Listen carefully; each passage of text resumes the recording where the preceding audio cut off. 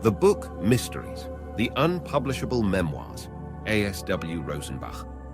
It was very cruel. He was dickering for one of the things he had desired for a lifetime.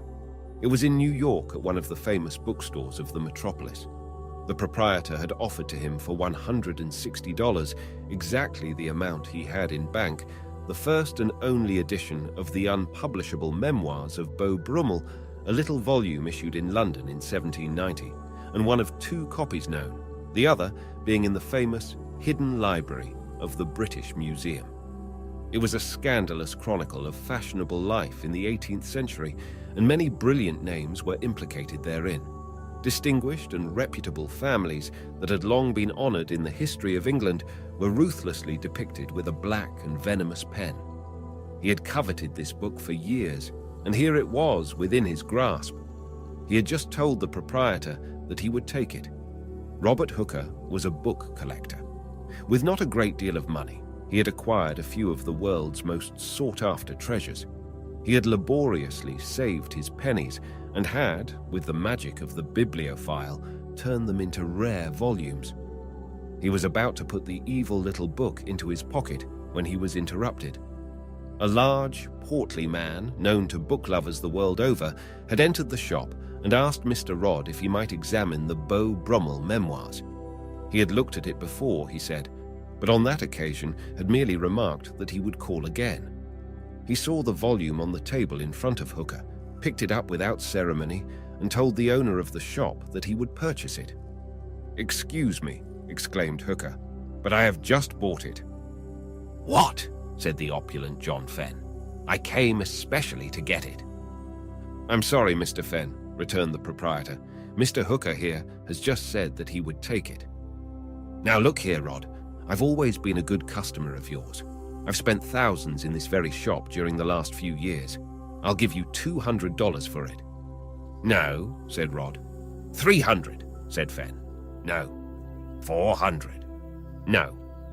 "I'll give you $500 for it, and if you do not take it, I shall never enter this place again." Without another word, Rod nodded, and Fenn quickly grasped the little book and placed it in the inside pocket of his coat. Hooker became angry and threatened to take it by bodily force. A scuffle ensued.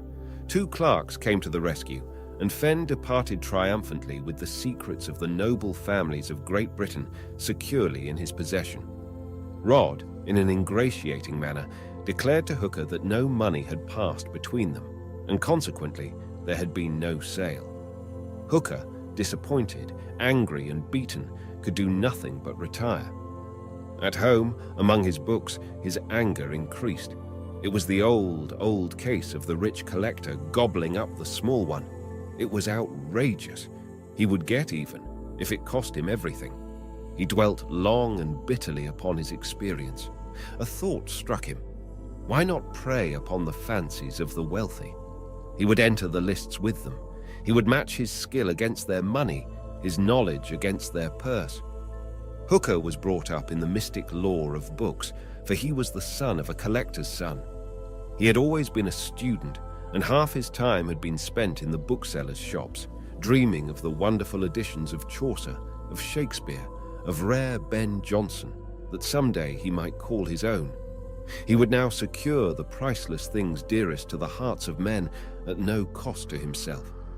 He would not limit his choice to books, which were his first love, but he would help himself to the fair things that have always delighted the soul, pictures like those of Raphael and Da Vinci, jewels like Cellini's, little bronzes like Donatello's, etchings of Rembrandt, the porcelains, true Ming, of old China, the rugs of Persia the Magnificent. The idea struck him at first as ludicrous and impossible.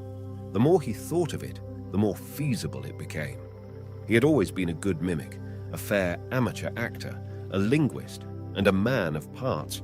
He possessed scholarly attainments of a high order. He would use all of his resources in the game he was about to play, for nothing deceives like education.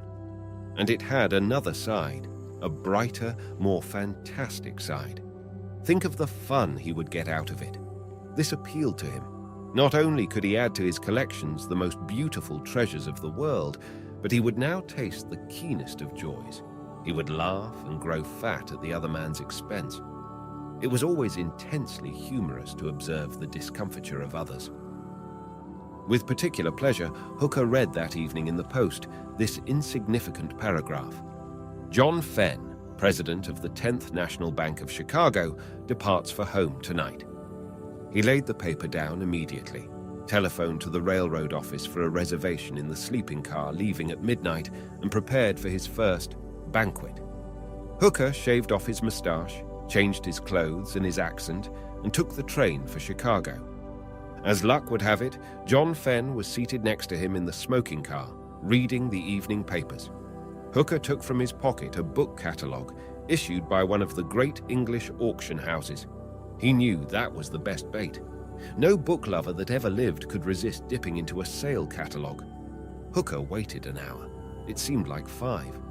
Fenn read every word in the papers, even the advertisements.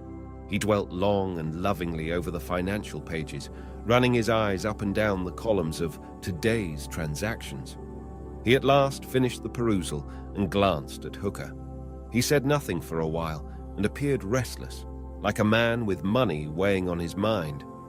This, of course, is a very distracting and unpleasant feeling.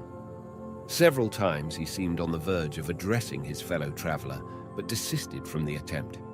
Finally, he said, "I see, friend, that you're reading one of Sotheby's catalogues."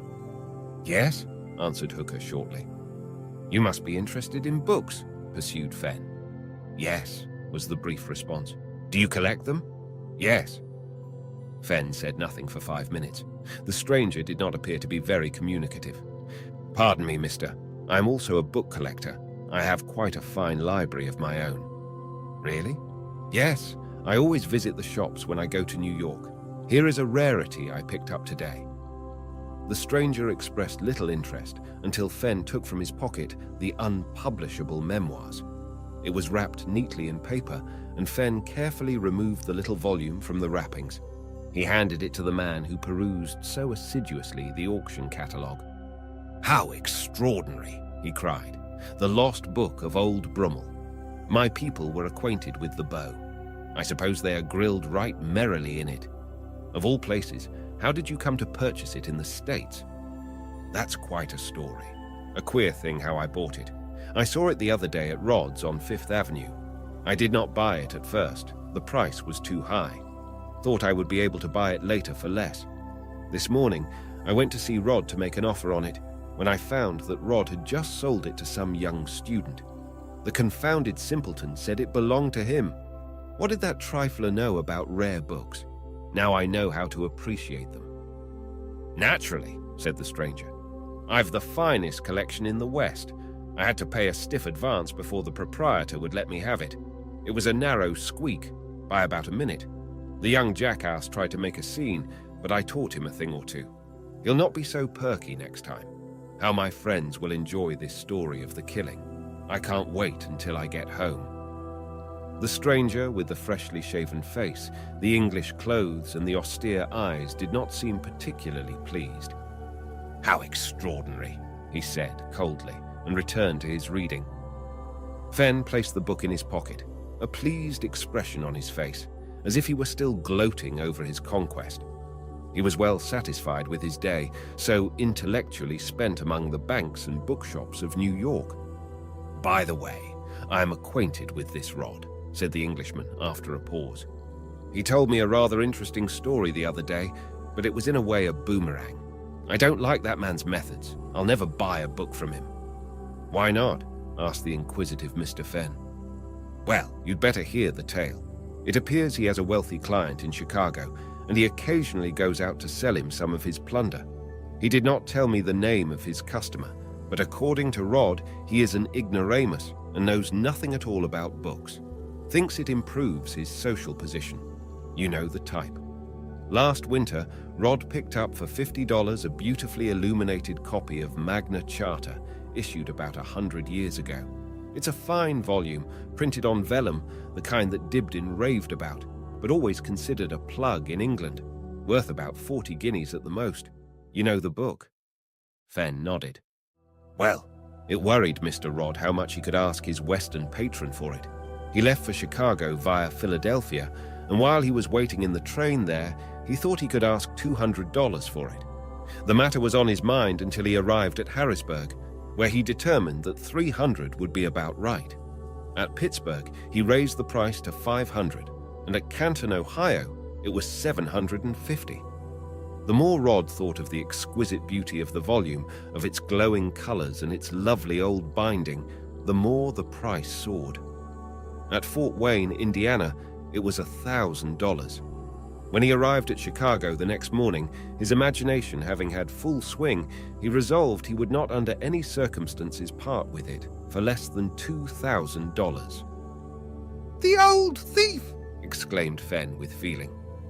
"It was a lucky thing," continued the stranger, "that his client did not live in San Francisco." At this, Fenn broke forth into profanity. "I always said that Rod was an unprincipled, unholy, unmitigated—" "Wait until you hear the end, sir," said the Englishman. That afternoon he called on the Western collector. He had an appointment with him at 2 o'clock. He left Rod waiting in an outside office for hours. Rod told me he was simply boiling, went all the way to Chicago by special request, and the brute made him cool his heels until 4 o'clock before he condescended to see him. He would pay dearly for it. When Rod showed him the blooming book, he asked $3,500 for it, would not take a penny less, and he told me, sir, that he actually sold it for that price. "Don't you believe it," said Fenn hotly. "Old Rod is an unqualified liar. He sold it for $5,000. That's what he did, the damn pirate." "How do you know, sir?" "How do I know? No, he repeated excitedly. "I ought to know. I'm the fool that bought it." Without another word, Fenn retired to his stateroom. The next morning, when Fenn arrived at his office in the Fenn building, he called to one of his business associates, who, like his partner, was interested in the acquisition of rare and unusual books. "I say, Ogden, I have something great to show you. Picked it up yesterday. In this package is the wickedest little book ever written." "Let me see it," said Mr. Ogden eagerly. Fenn gingerly removed the paper in which it was wrapped, as he did not wish to injure the precious contents.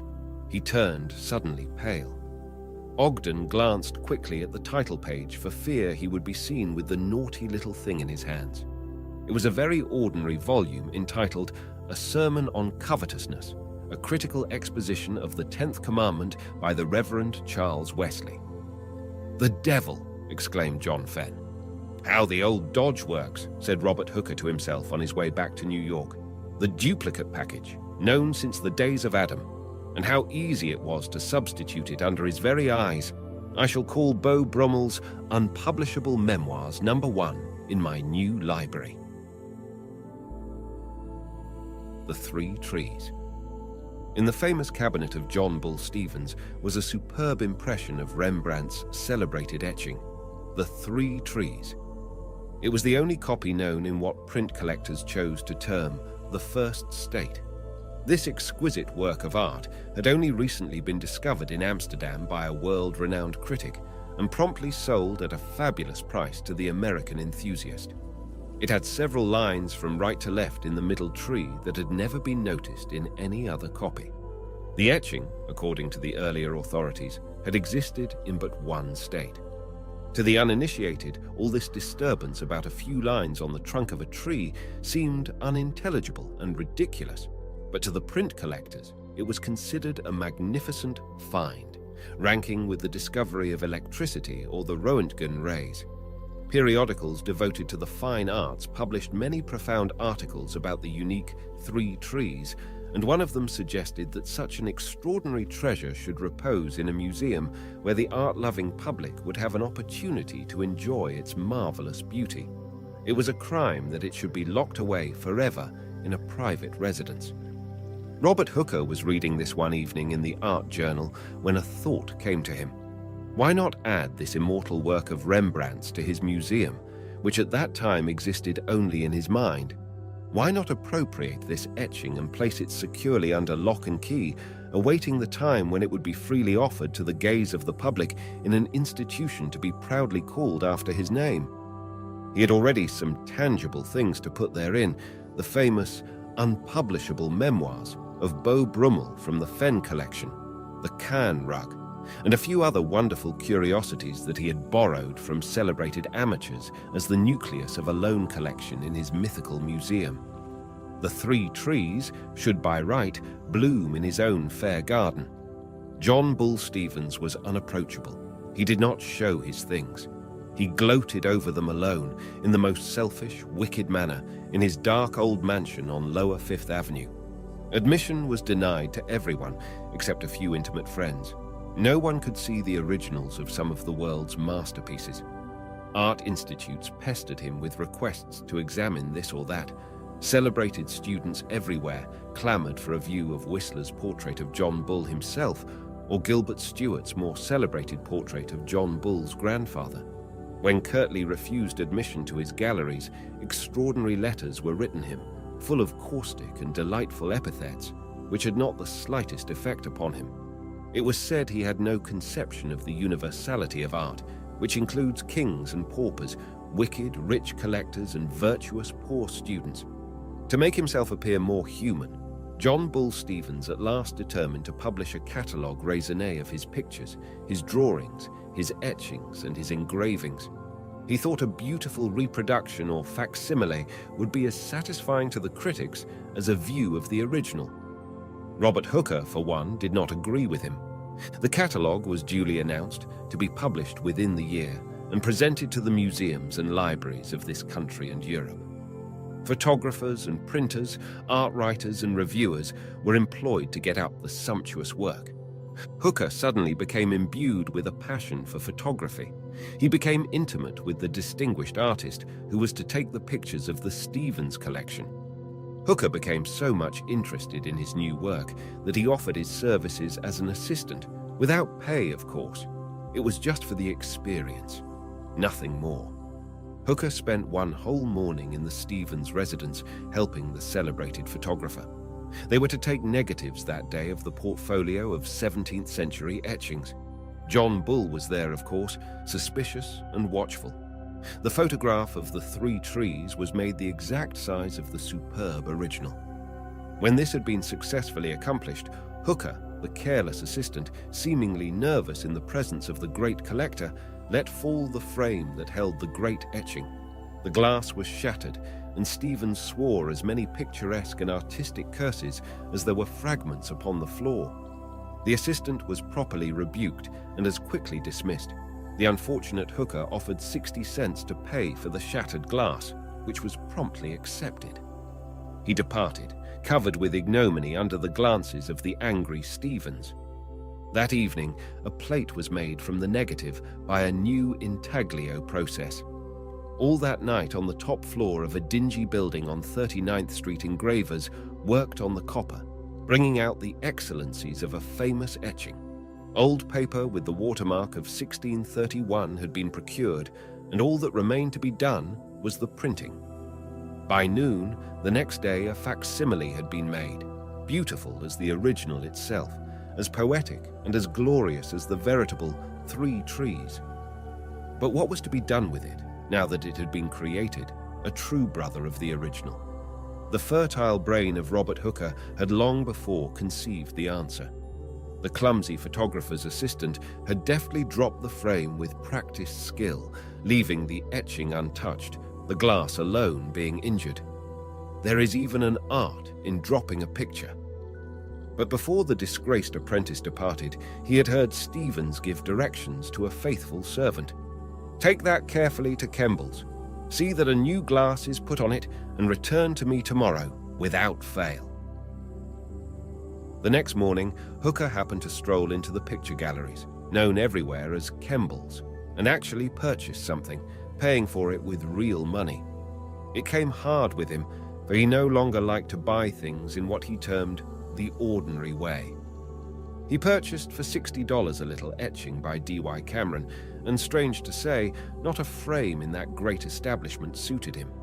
One was too brown or too antique, or not the right width. The salesman, who was a good fellow, became irritated. A whole hour wasted over a $3 frame. He gave vent to his pent-up feelings by being excruciatingly polite, which is rude. He suggested that as Mr. Hooker did not see anything to suit his fastidious taste among the thousands of moldings already shown, perhaps he would like to look through the samples in the workshop. Hooker reluctantly consented, and there among the old and new frames, in the company of gilders, fitters and mat makers, he carefully made a suitable selection. Of course, the Three Trees was there. Its light could not be concealed. Its beauty spoke to Hooker from a far corner. This masterpiece of the etcher's art was lying on a table awaiting the glass that was to guard and watch over it. The substitution was quickly and quietly made. The little Rembrandt was carefully, nay tenderly, placed in a commodious side pocket of Hooker's coat. The treacherous younger brother was left upon the work table, where it would shine by a false light, the light of the faithless, the reflected brilliancy of the wicked.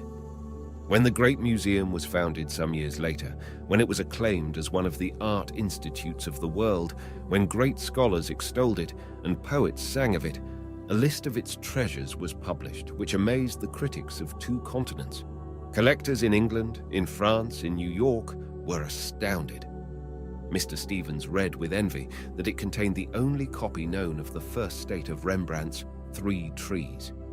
Another newspaper canard, an infernal lie, a senseless fabrication, he exclaimed. His was the only one. He did not believe another would ever come to light. He would examine his own again. He took the etching carefully from the wall. What was the faint blur? Was it a line at the bottom? It seemed strange, for he had not noticed it before. He would get his magnifying glass. He read in microscopic letters, "Facsimile from the unique original in the Hooker Museum." The Purple Hawthorn. When the Appleton collection of Chinese porcelains was purchased en bloc by a well-known house doing business on Fifth Avenue, the celebrated purple hawthorn vase was considered the most precious of all. It was a large vase dating from the 17th century, and according to eminent authorities, it was of the Great Qing dynasty with the curious marks of the period known as Kangxi. The vase itself was very lovely. It was oviform with a graceful, flaring neck. The exquisite design showed a dwarfed May tree with the most beautiful purple blossoms, with rare foliage and gorgeous birds painted by a great, although unknown, artist. The glazing was superb, being transparent and of unusual brilliancy. This noble work of art was valued at $200,000. 3 men of vast wealth competed for the prize, and the lucky purchaser was the eminent banker, John T. Sterling. 2 financiers, known the world over, grew purple with jealousy when they first discovered that it was to go into the Sterling collection. Their faces resembled the color of the wonderful blossoms on the hawthorn vase. Robert Hooker wanted to add to his museum this precious gift of the old Chinese gods. At the various places where the vase had been exhibited, he had often been seen gazing covetously at it. When it was offered for sale, he knew it was useless to ask the price, which was utterly beyond him. One day, Hooker read in the society columns of the Herald that Jasper Foster was going to take up his residence in Italy on account of the illness of his only daughter. He intended to sell his fine old house on 17th Street and all the furniture that it contained. Now, Jasper Foster was celebrated for one thing only. His name was known to fame, but for a single object. He was the owner of the mate of the celebrated purple hawthorn vase in the Appleton collection. Foster was an extremely modest, unworldly, retiring gentleman. In the last 15 years, there had been many inquiries about the vase and numerous offers to purchase it, but he had always declined to part with it. It had been the property of his father and his grandfather, who had bought it from a sea captain about the year 1820. But now, Foster was in dire straits. His house was mortgaged, and his daughter was ill with a malady that required a milder climate than New York. It was on this account that he was going to take up his residence in sunny Italy. As soon as Hooker read the brief paragraph in the newspaper, he hurried to the rather imposing house on Lower 17th Street. With fear and trembling, he rang the old-fashioned bell pull. Yes, Mr. Foster was at home. The maid showed Mr. Hooker into the first parlor. He heard voices in an adjoining room. Mr. Foster then had other visitors.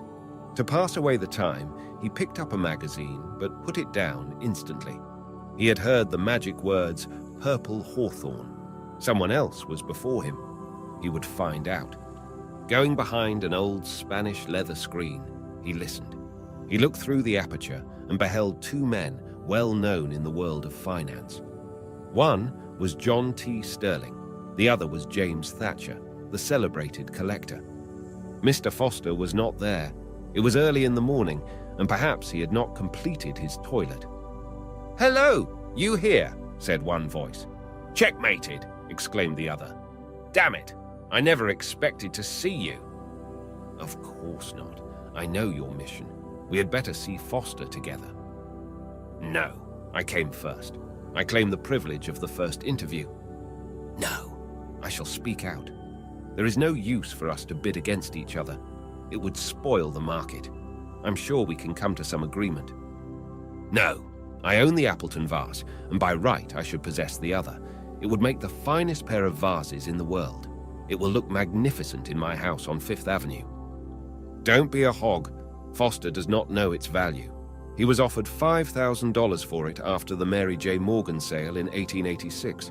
If we offer him $15,000, he will think it a gold mine. You know he needs the money. If you offer more, he will become suspicious." "I suppose we both can't have it. We'll toss for it. That is when the business details are over. You make an offer of 10, and then 15 or more if necessary. Your hand upon it. Play fair. This is not the stock market." The two eminent financiers grasped hands. An instant later, Mr. Foster entered. "Sorry to keep you waiting, gentlemen." "Not at all, Mr. Foster," replied Sterling. "We read in the papers you were going to Italy and thought you would like to dispose of some of your curiosities. May we look around?" "Certainly. I would like to sell some of the things. I hate to do it, but to be frank with you, the illness of my daughter has proved a great expense. I'm forced to sell out." The two gentlemen looked around. One purchased a Satsuma vase for $100, 75 more than it was worth. The other, after much consideration, bought an East Indian brass bowl for $50, an extravagant price. They seemed to ignore the beautiful vase in a glass cabinet in the corner. They were unconscious of its existence. "I have something really fine, gentlemen, the hawthorn vase purchased by my grandfather. You know about it?" "I heard something of it once, but I've forgotten all about it. I would be glad to look at the vase." They bent their heads. A thrill ran through them as they beheld the wonderful purple and the perfect glaze. "That's not bad. Of course, its shape might be better. People nowadays want the green or black. I have a beautiful family rose. What do you want for it?" "I've never looked at it in that way. What's it worth to you? Some years ago I had a good offer on it, but I didn't need the money then." "Well, I'll tell you what I'll do.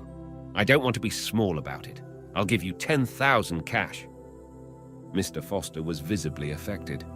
"That is a good price, but I need more than that to see me settled in my little villa in Tuscany. What is your very best offer?" "I'll give you $15,000 and not a cent more, and that's a mighty liberal offer." "Well, that's all right. I'll let you know tomorrow." "Why not now?" "I want to consult my daughter, Caroline." "Well, I'll not hold my offer open another day. I'll be here tomorrow morning at this time. Please don't keep me waiting. You know I'm a very busy man." They paid Mr. Foster for their wares and passed out, one with an old vase and the other with a brass bowl in his hands. "I think we've got him," Hooker overheard one of them say as the two passed by him in the dimly lighted room. "Yes, worse luck." Hooker knew it was useless to make other offers.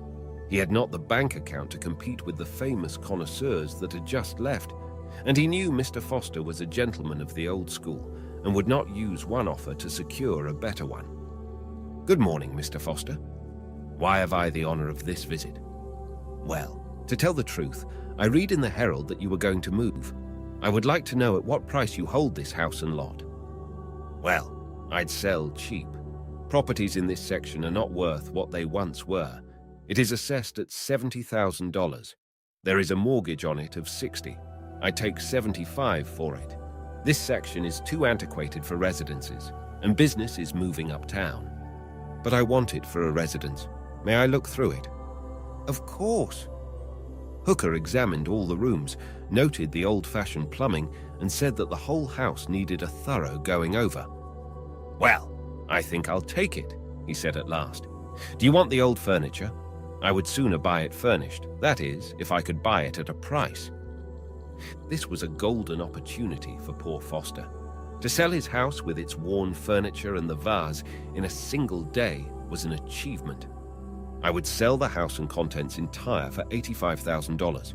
I must exempt one vase, however. I've just been offered $15,000 for it. Not for a single vase? Yes, would you like to see it? It's not much use, but I'm naturally curious. Mr. Foster, with great dignity, showed the beautiful hawthorn vase.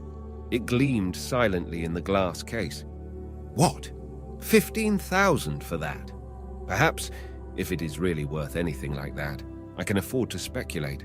I might obtain a better offer on it. I'll give you $95,000 for the house and its entire furnishings. No, the lowest is $100,000. Done! I'll take a chance. Give me an agreement of sale, and the matter's ended. Robert Hooker had a white elephant on his hands. The house was really worth but the value of the mortgage, and the furniture scarcely $5,000. What was he to do? $35,000 was a great deal for a poor man to give for a vase. He removed the vase that afternoon to his own modest apartment and requested Mr. Foster to refer anyone interested in its purchase to him. At 10 o'clock next morning, he had an unusual visitor at his flat in West 89th Street. John T. Sterling had called to see him. Hooker went into the living room, visibly embarrassed in the presence of the great man. Good morning, Mr. Hooker. I'll state my business quickly.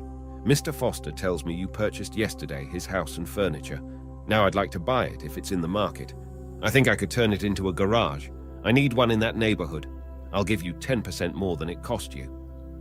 No, not at all. I'll tell you what I'll do. If you give me $115,000 for the house and its contents, as it is now, I shall call it a bargain. It'll be a quick turn. All right, we'll go down to my attorney's at once and draw up a bill of sale. The entire contents of the house as it is this moment, mind you. Come right along. You know I'm a very busy man. That's known everywhere, said Hooker, with a flattering smile. On Fifth Avenue that afternoon. Done, by God, and by a mere kid. On 89th Street that evening. That will make the Hooker Museum famous. The disappearance of Shakespeare. Book lovers have considered the little volume presented by Francis Bacon to William Shakespeare the most glorious book in the world. It remained for many years in the British Museum, and many a pilgrimage has been made to worship at its shrine. It was deposited in the museum in 1838 by the Headley family of Crawford Manor, and had been in the National Library for so long a time that it was considered the property of the nation. The book itself was of great rarity, as it was no other than the first edition of Bacon's Essays, published in London in 1597. It bore the following inscription written upon one of the fly-leaves: "To my perfect friend, Mr. William Shakespeare, I give this book as an eternal witness of my love. Fray Bacon." In 1908, the Headley family were in financial straits. It was discovered that the copy of Bacon's Essays had not been presented to the British Museum, but merely deposited as a loan. The museum tried its best to retain the precious volume, but the records were clear upon the point. In December 1909, the Headleys stated that they would sell it to the museum for £40,000 or $50,000 less than had been offered for it. An unknown collector would give $250,000 for it. The newspapers inaugurated a public subscription to keep the volume in England, claiming that its loss could never be estimated, as it was the most precious memorial in existence of the golden age of English literature. It was suspected, of course, that it would go to America. After 6 months, it was found impossible to collect the money required. There was, apparently, but little interest in things of a literary and artistic nature. If it had been for a new battleship costing 20 times this amount, the money would have been forthcoming instantly. It was finally announced in the London papers that the celebrated collector, William S. Fields of New York, was the fortunate purchaser of the world-famed volume. The news was heralded the world over. When it arrived, Robert Hooker, an intelligent but by no means wealthy bibliophile, made a request to see it, to hold within his mortal hands this magnificent relic of the two great Elizabethans. "No," was Fields' curt response. It had been rumored that Robert Hooker was founding a museum in some unknown spot, but where the money was to come from was a mystery. It appeared that the Bacon Shakespeare volume was locked up in a steel vault in the Fields' residence, guarded by an approved time lock and other interesting features. The book was never to be removed from the safe unless in the presence of the owner and a trusted servant. Robert Hooker was extremely desirous of adding this treasure to his mythical museum. He said it was an outrage that one man, on account of the accident of great wealth, should become the sole possessor of it. It was a shock to public decency. It should repose, as it had for more than 70 years, in a library or an institution where it could be freely seen. He therefore resolved to add it to his own. But how? The book was constantly under guard in a guaranteed burglar-proof vault. To employ the most experienced crackman to undertake the job would be almost insane. He could not try to substitute a facsimile as in The Three Trees. To bribe the guard was foolhardy because the guard did not know the combination of the safety lock. He was at his wit's end. Not a single practical idea entered his head. For once, he was at the end of his resources. Robert Hooker was a great lover of books. Like other kinds of love, the more he was denied, the greater the love grew, and time added fuel to the flames.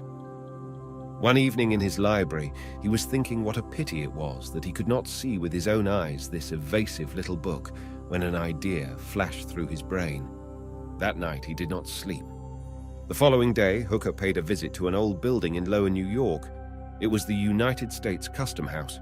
He asked to see an appraiser whom he had known from boyhood days, and he talked with him for an hour about the weather, the baseball score, and other absorbing questions.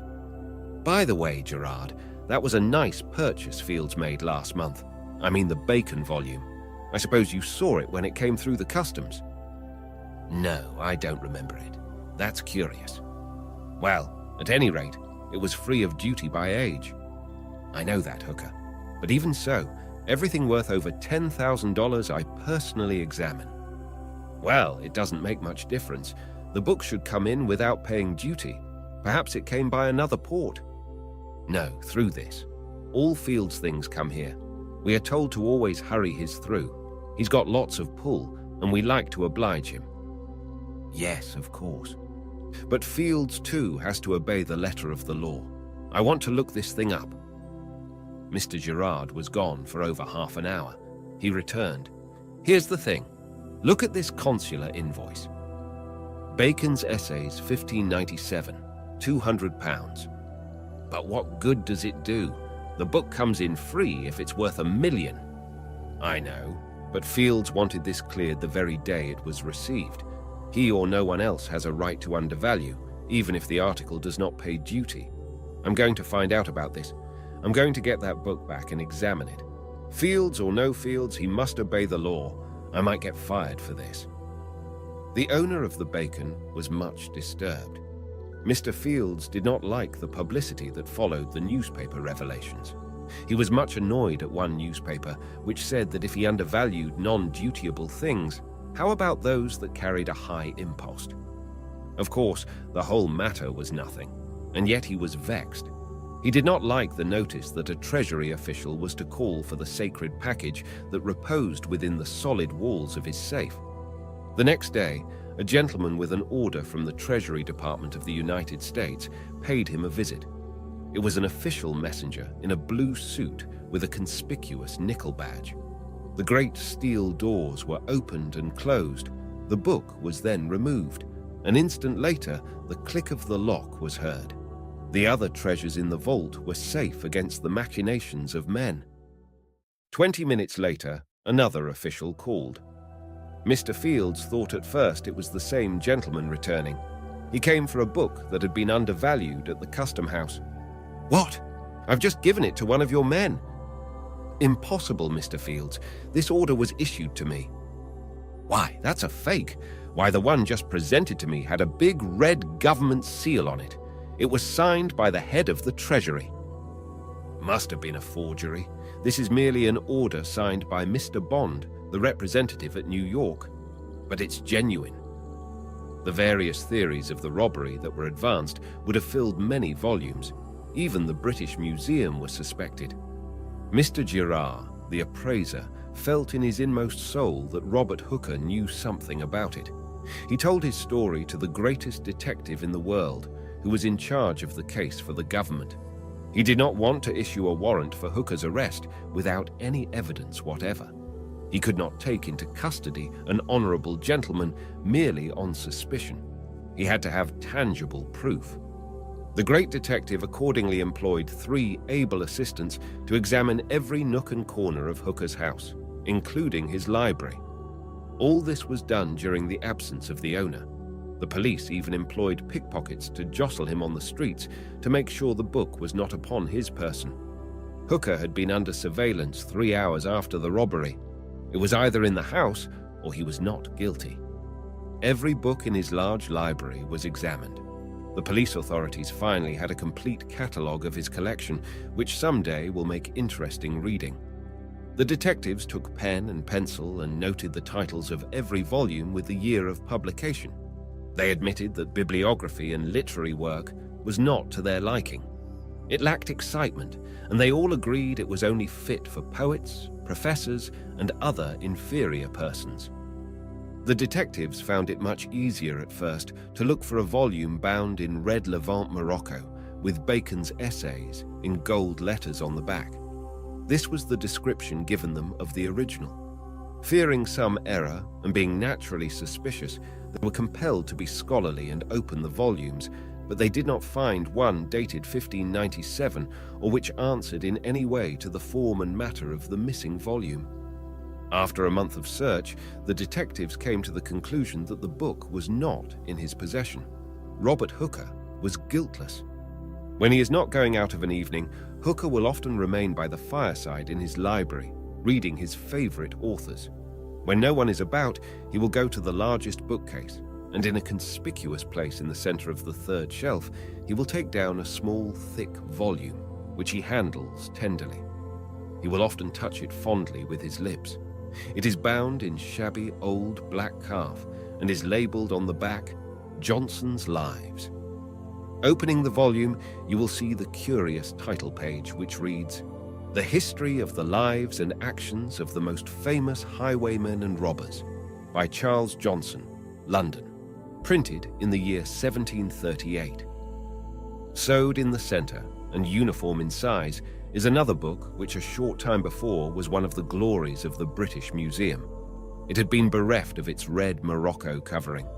It is destined to be the chief article of interest in another museum, to be founded for the use and instruction of the public for all time. For Shakespeare and Bacon are immortal. The Colonial Secretary. One of the most eccentric characters in the book world was Dr. Morton. He knew a great deal of the lore of books and made a splendid living by stealing them. Old volumes were meat and drink to him. He lived quietly and respectably in a small New England town where he was honored for his learning and piety. Although Dr. Morton was a thief, a pilferer of libraries and collectors, he committed a far greater crime for which it is impossible to forgive him. Murder, assassination, arson, and treason were naught to this unspeakable thing. It was worse than the 7 deadly sins. Dr. Morton was unlike the celebrated Spanish bibliophile, who, not being able to obtain it in any other way, killed a fellow collector in order to secure a unique volume of early Castilian laws. He died upon the scaffold unrepentant, maintaining that the prize was worth it. All honor to poor Don Vincente of Aragon.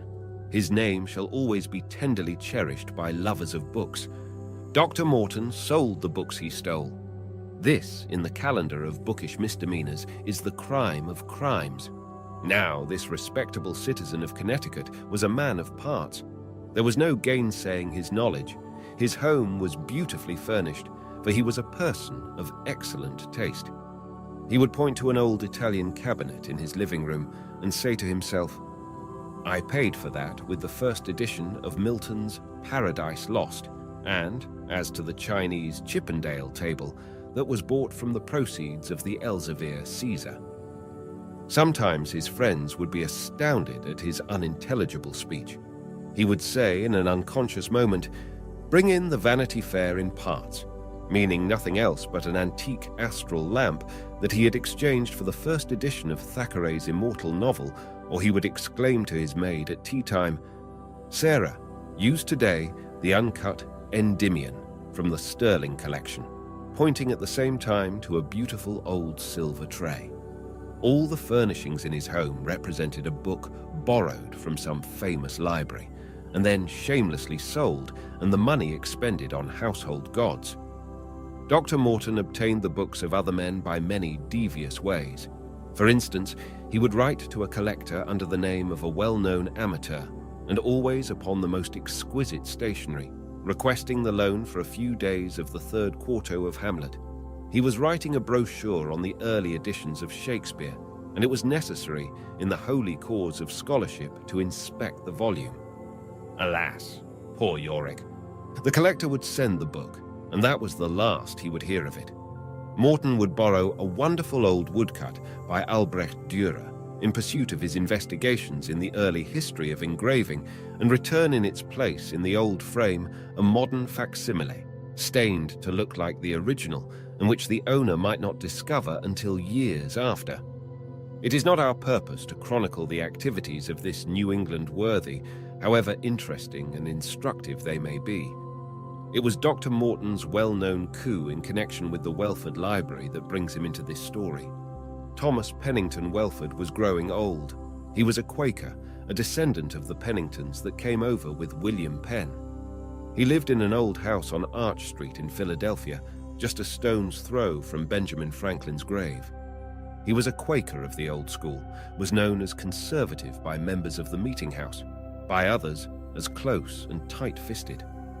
Welford gloried in this saving habit. He was considered quite wealthy by his heirs, who were the only ones who approved of his penurious ways. When he arrived at the age of 70, he determined to put his house in order. He would sell his curiosities and his useless household furnishings to the highest bidder. When Dr. Morton called one hot day in summer, Welford was in the act of examining his books before an old mahogany case that looked as if it had come over with the first Pennington. "Good morning, Mr. Welford. You seem pleasantly engaged." "Yes, sir. I'm looking over some old things. I want to get rid of everything that I can do without." "I'm Dr. Morton. I'm interested in anything old or curious. Let me see what you've got. Ah, here's an old copy of Barclay's Apology. That's very valuable." "How much is it worth?" $75. "That much? You surprise me." "It's worth probably more. Oh, look, here's another gem.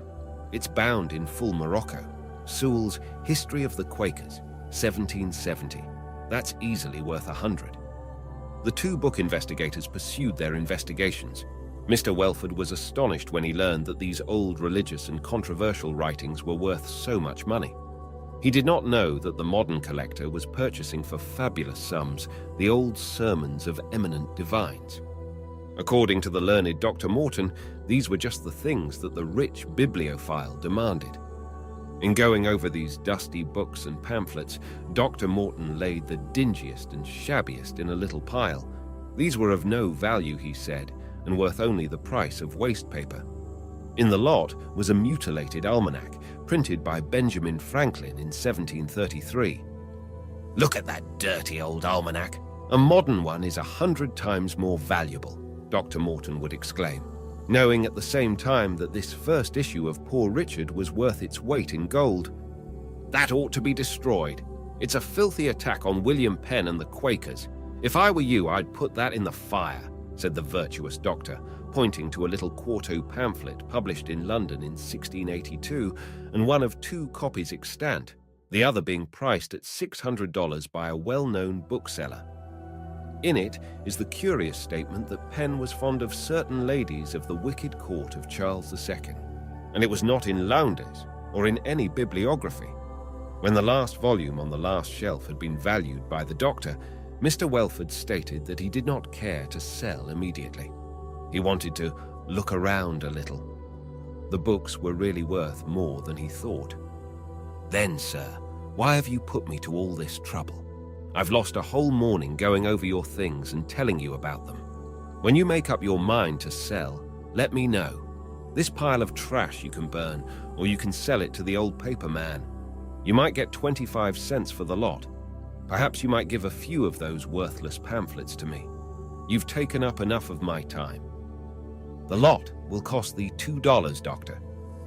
"All right, give me a receipt. This is the last time I'll give free advice to anyone, particularly a Quaker."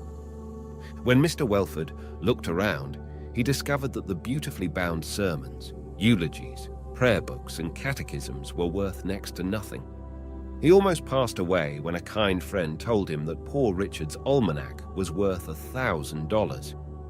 Another amiable acquaintance cheerfully imparted the information that the scandalous pamphlet about the first proprietor of Pennsylvania was valued at 10 shares of Pennsylvania Railroad stock. At hearing this good news, he put on his grey hat and started full of righteous indignation to interview the lucky purchaser. "Don't swear, Mr. Welford. That's not becoming one of your persuasion." Thou... Don't choke and splutter so. It's bad for the heart. Thee told me those big books of sermons were valuable. They're not worth the paper they're written on. Now, you're becoming sacrilegious. Thee knows that rotten old thing about Penn was worth all those catechisms and sermons combined. I naturally thought that a religious book was worth more than a scandalous one. That stands to reason. There's no arguing with thee. I'll expose thee if it takes... Oh, no, you won't. I have your receipt in full. Mr. Welford thought a minute. A grim smile overspread his features. "I congratulate thee, doctor. If thee can get the better of a Philadelphia Quaker, thou art welcome to the profit." Now this has nothing to do with Robert Hooker. It appears upon further investigation, however, that the candlestick made by Paul Revere, silversmith and patriot, that stood upon the mantelpiece of the doctor's home in Connecticut was known under the outrageous name of Burton's Anatomy of Melancholy in Old Calf. Why this candlestick was catalogued in this mysterious way was known only to Dr. Morton. 3 years ago, the first edition of Burton's great book, published in Oxford in 1621 and in its original calf binding, was borrowed by the doctor, who said he was writing an article for the Atlantic Monthly on Old Burton and the anatomy. The owner of the book could not resist the gentle demands of the true scholar and sent the volume. He ought to have known better, for his name was Robert Hooker. It was not soothing to the imaginations of book lovers when it became known that the 2 gems from Welford's library had gone into the rapacious hands of Dr. Morton, to be turned into an old mahogany sofa or a colonial highboy. It was criminal and must be prevented at all costs. And Robert Hooker, smarting under the recollection of the loss of the anatomy, thought he would like to add wicked Penn and Poor Richard to his household. They would prove a considerable addition to his Museum of the Imagination. How to secure them was a problem. Ordinary methods could not be applied to the extraordinary Dr. Morton. The wisdom of the serpent was as nothing to the vivid intellectuality of the Connecticut sage. It must be confessed that only New England could have produced him. Only the rarefied, bookish atmosphere of 300 years could have engendered a creature of such genius. Hooker never despaired. A remedy was close at hand. He was walking one day on 39th Street, and just off Broadway, he noticed a very handsome mahogany secretary in an antique store. He entered the establishment and asked its price. $100, said the proprietor. This piece is believed to have been once the property of Thomas Jefferson. I purchased it from one of his heirs. I'll take it, said Hooker simply. 3 weeks later, Dr. Morton entered a little shop on 4th Avenue. He had received a letter from the head partner asking him to call the next time he came to New York and inspect a piece of colonial furniture of the greatest historical interest. The doctor was almost carried away when he beheld the beautiful relic of Revolutionary days. This would grace his home with rare charm. He asked the price. $4,500. I don't understand. Why is it so valuable? That's Thomas Jefferson's desk. It comes from his heirs. The Declaration of Independence was written on it. That's a pretty story. Where's your proof? Without documentary evidence, it's not worth more than $100. I have the proof, Doctor. Look here. The proprietor then rolled back the top. He put his finger upon a secret drawer. He took out a letter and handed it in silence to Dr. Morton. He read as follows: Monticello, June 12th, 1821. This secretary, which is 5 feet 4 inches high and 3 feet wide, made of Santo Domingo mahogany, was purchased by me in Philadelphia in November 1775 of Robert Aitken, the printer. Upon this desk, I wrote in my home on High Street near 7th the celebrated instrument known as the Declaration of Independence. Thinking that my heirs and others would value this article for its association with the sacred cause of liberty, I make this statement. Witness my hand and seal this 12th day of June, 1821, and the year of American independence, the 45th, thou. Jefferson. Dr. Morton looked carefully at the letter. He examined the red wafer with TJ in faded letters upon it. Accompanying the letter was another from one of the heirs of the celebrated statesman. "The desk is cheap at any," Dr. Morton blurted. He caught himself in time. "I'd like to own it. I'd give your price, but haven't the cash. I have some old books worth lots of money. Perhaps we can arrange a trade." For 2 hours, the two worked over this momentous transaction.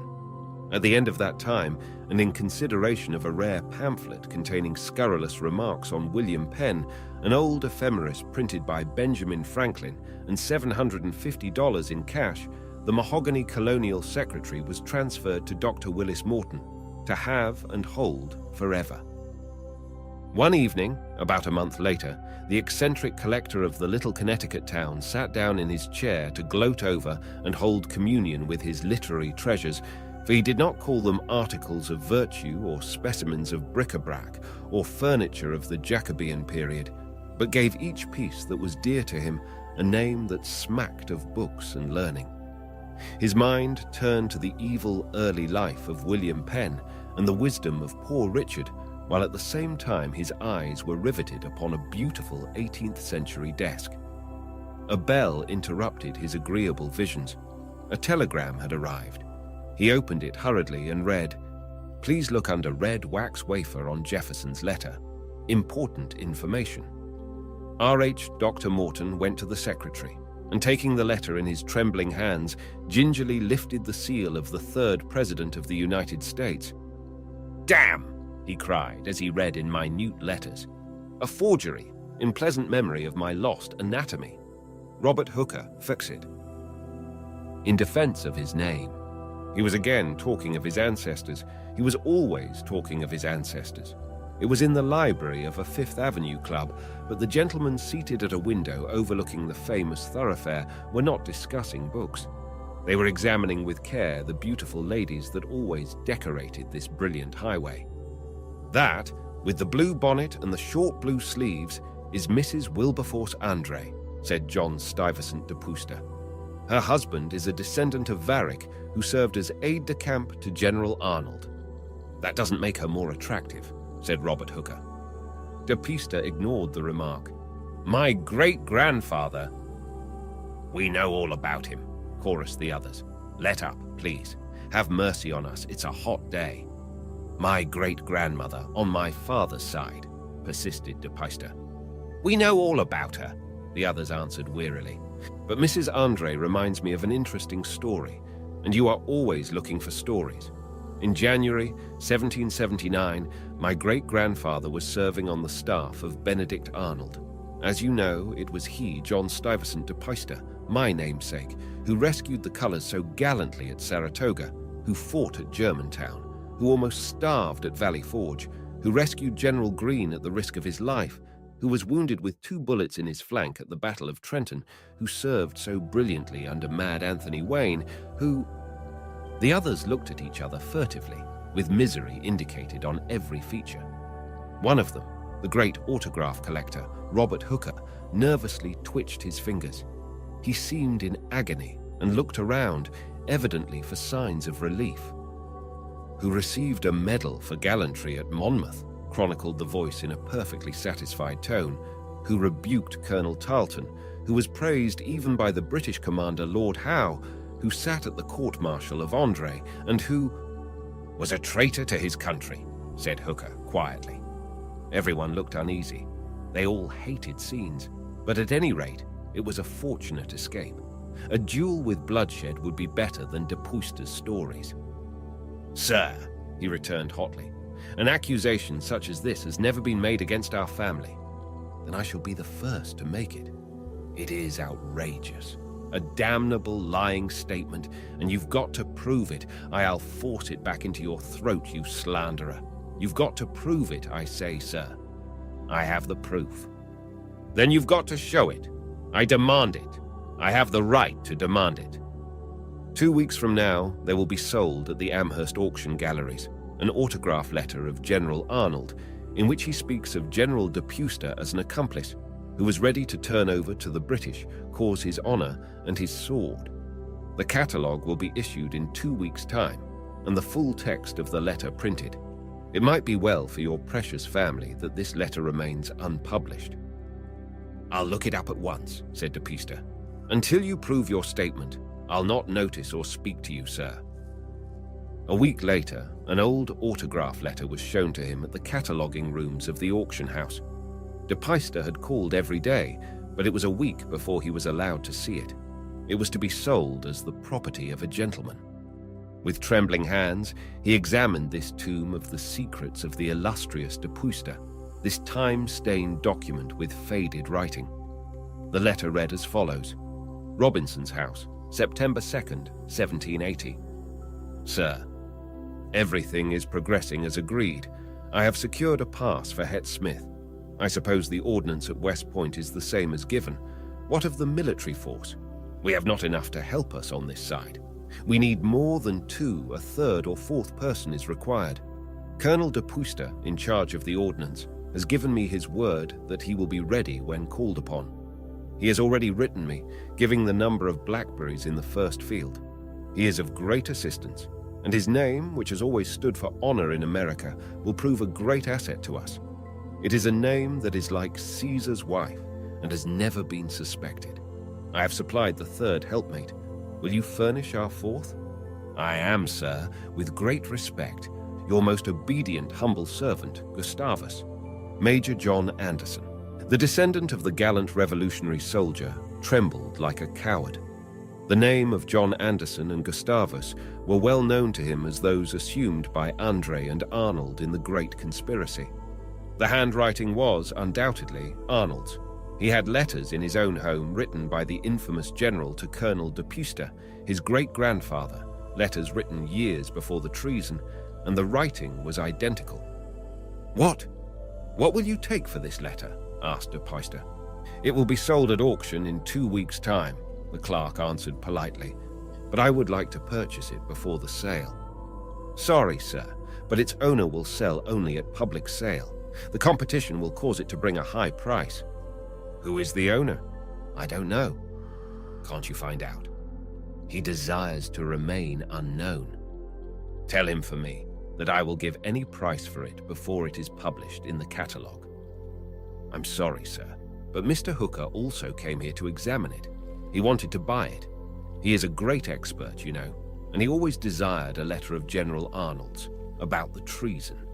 Mr. Sterling also wants it. He has a letter giving the amount Arnold received for betraying his country. It is said his letter is worth $5,000.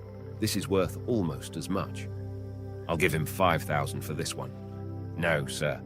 You will have to wait until the sale. Mr. Hooker sat at the club window.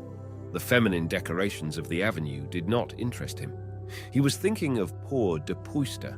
Someone had just told him that de Puyster had remained indoors, not daring to show his face at the club.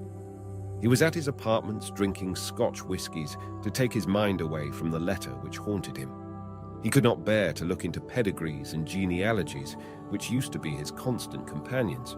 Hooker was actually sorry for the descendant of the stalwart revolutionary hero who dared not face his friends, much less his enemies. He would give the old man a tip, he said to himself. Anyhow, it was delicious to have seen de Puyster's face when the accusation was made. De Puyster made me so nervous that I just had to do it. But I'll give him a hint. I'll write him, telling him perhaps the letter is a forgery. That will give him a chance. As a gentleman of honor, I shall write him. I should wish the proof, like his ancestors, to be above suspicion. The letter was received by de Puyster, who, becoming suddenly brave, faced the light of day and made the astounding charge to the president of the auction house that the Arnold Gustavus letter was nothing but a forgery, a rank imitation, a fabrication to blackmail a noble family distinguished for 300 years in American history. The president grew angry. The letter had been passed upon by well-known experts, as well as their own cataloguers of autographs. It was undoubtedly genuine and would be sold as such. I'll sue you for damages if you publish that letter before it is passed upon by the greatest experts in the world. Go ahead and sue, said the president, turning away. De Puyster, however, had among his numerous acquaintances many famous lawyers, one of whom secured an injunction preventing the sale and impounding the letter. It came later before the court, which, with unusual wisdom, stated that the matter should be decided by 3 disinterested experts, one to be selected by the court, one by the auction house, and one by de Puyster. The contestants assembled in the little courtroom, which was crowded with friends of the parties to the suit, and eminent autograph and book collectors. They came from many cities to hear the wrangle over the famous letter and to witness the battle of the experts. The name of each expert was placed in an envelope and sealed. The appointment of the court is Robert Hooker, announced the judge, tearing to pieces the envelope. The expert for the defense, read the judge, tearing open another envelope, is Robert Hooker. The expert that will represent the plaintiff, continued His Honor, breaking with his fingers the manila paper, is Robert Hooker. All eyes were turned to the corner where Robert Hooker sat unconcerned. He seemed, in a measure, overwhelmed by this new distinction. He had been known the world over as a collector of autographs and manuscripts, but he had never been called upon as an expert. Hooker arose. He examined the letter, but for an instant. I have formed an opinion, Your Honor. So soon? Yes. What is your decision? It is a forgery. Are you certain? Without a shadow of a doubt. Why are you so positive? Queried the judge, when so many other authorities state that it is genuine. I am positive, said Hooker, because I wrote it myself. There was an uproar in the court. Please explain, sir, said the judge sternly. De Puyster had become such a pest, such a terror to his friends by his family anecdotes and antique stories that I could stand it no longer. I was literally bored to death. I made the charge in jest. De Puyster took it so seriously that I was compelled to supply the proof. I purchased an old sheet of writing paper with the watermark of the Revolutionary period. I practiced for hours so I could imitate General Arnold's handwriting. When I finished the letter, I almost thought it an original myself. The farce was wonderful, the hoax a joy. I thought that I had become a good Samaritan who had saved his friends from a very tiresome old gentleman with a hobby for family history. When my name was first called, I hesitated, but when you all selected me, I was overwhelmed with the distinguished honor. I told the truth and spoiled a story. You have created a story, said the judge. The 101st story. The owner did not at the time of the robbery suspect anyone. The volume had disappeared. That was all. Yesterday, the famous copy of Boccaccio printed by Valdafer in the year of grace 1471 had been one of the talked-of things in John Libro's famous library. It had reposed in its case along with its ancient companions, who in the silence of the night would relate to one another the right merry tales of Fair Jehan, of Patient Grisel, of Lancelot du Lac, and their Morocco sides would shake with laughter at the quips of Giovanni Boccaccio, of Sir Taldo, and the rude, trenchant jests of Master Francis Rabelais. The fine old volume, which had been the envy and despair of book lovers, had only recently been added to the collection of Mr. Libro. In 1812, it had the proud record of selling for over £2,000, and since then it had a most splendid career, having been fondled and loved by only the elite of the bibliomaniac world. Its owners had been knights, viscounts, dukes, kings, emperors, and bibliophiles. On the night of December 12, 1910, the Waldorfer Boccaccio, as it had been termed, had been shown to a number of members of the Maioli Club, a club consisting only of those interested in rare prints, books, typography, early manuscripts, and money. The volume, after having been sufficiently admired, handled, looked into, collated, and gossiped over, was locked in its case by Mr. Libro, who felt a feeling of relief when the doors were shut and the key stored safely in his pocket. He did not like the rude way some of the younger and inexperienced members handled the precious gift of the gods, and a very thoughtful and scholarly collector had the audacity and unheard of temerity to read it. The next morning, on going into the library, all Mr. Libro saw was a vacancy in his favorite bookcase. Between the Dante of 1481 and the Aldine Polyphilus was an oblong space that had been so gloriously filled by the distinguished production of the press of Italy. The Boccaccio had vanished. The news of its loss was flashed over the entire world. Comment on its strange disappearance was general. Articles appeared in the newspapers on how to safeguard the world's great literary treasures. The London Times had a leading article in which it was stated that America did not deserve to own things of inestimable artistic and intellectual value if it did not know how to preserve them. The first thing a gentleman does when he has been robbed is to call in a detective whose name is always a household word in novels and plays. Mr. Libro requested John Bunting to aid him with his advice, notwithstanding the fact that he had been overwhelmed with suggestions from every newspaper reporter in the United States and Canada. At noon, Bunting called. After asking the usual questions, which although a great detective he did not disdain to do, he requested Mr. Libro to tell him the names of his guests of the night before. But Mr. Bunting, I tell you I myself locked the case, put the key in my pocket, and retired. They could not possibly have extracted it in my presence, and I saw the last of them to the door. I would like their names, but I do not suspect any of them, Mr. Bunting. That is not so, Mr. Libro, if I may be permitted to say so. You do not care to admit it, but you suspect someone of that literary club. I am suspicious of my best friends, but dare not indicate anyone. If you want their names, I shall tell you. James Blakely, the great authority on Elizabethan poetry. Henry Sterling, of Sterling, Petty and Company. Robert Rodd, who knows more about the first editions of Paradise Lost than anyone. Edward Stevens. James Janney, that's 5. There were 6. Oh yes, Robert Hooker. He is quite a student, but does not possess the bank account to buy all the books he wants. He would spend $1 million a year if he had it. He was the underbidder on the Boccaccio. Yes, Mr. Bunting. Hooker came near owning it once.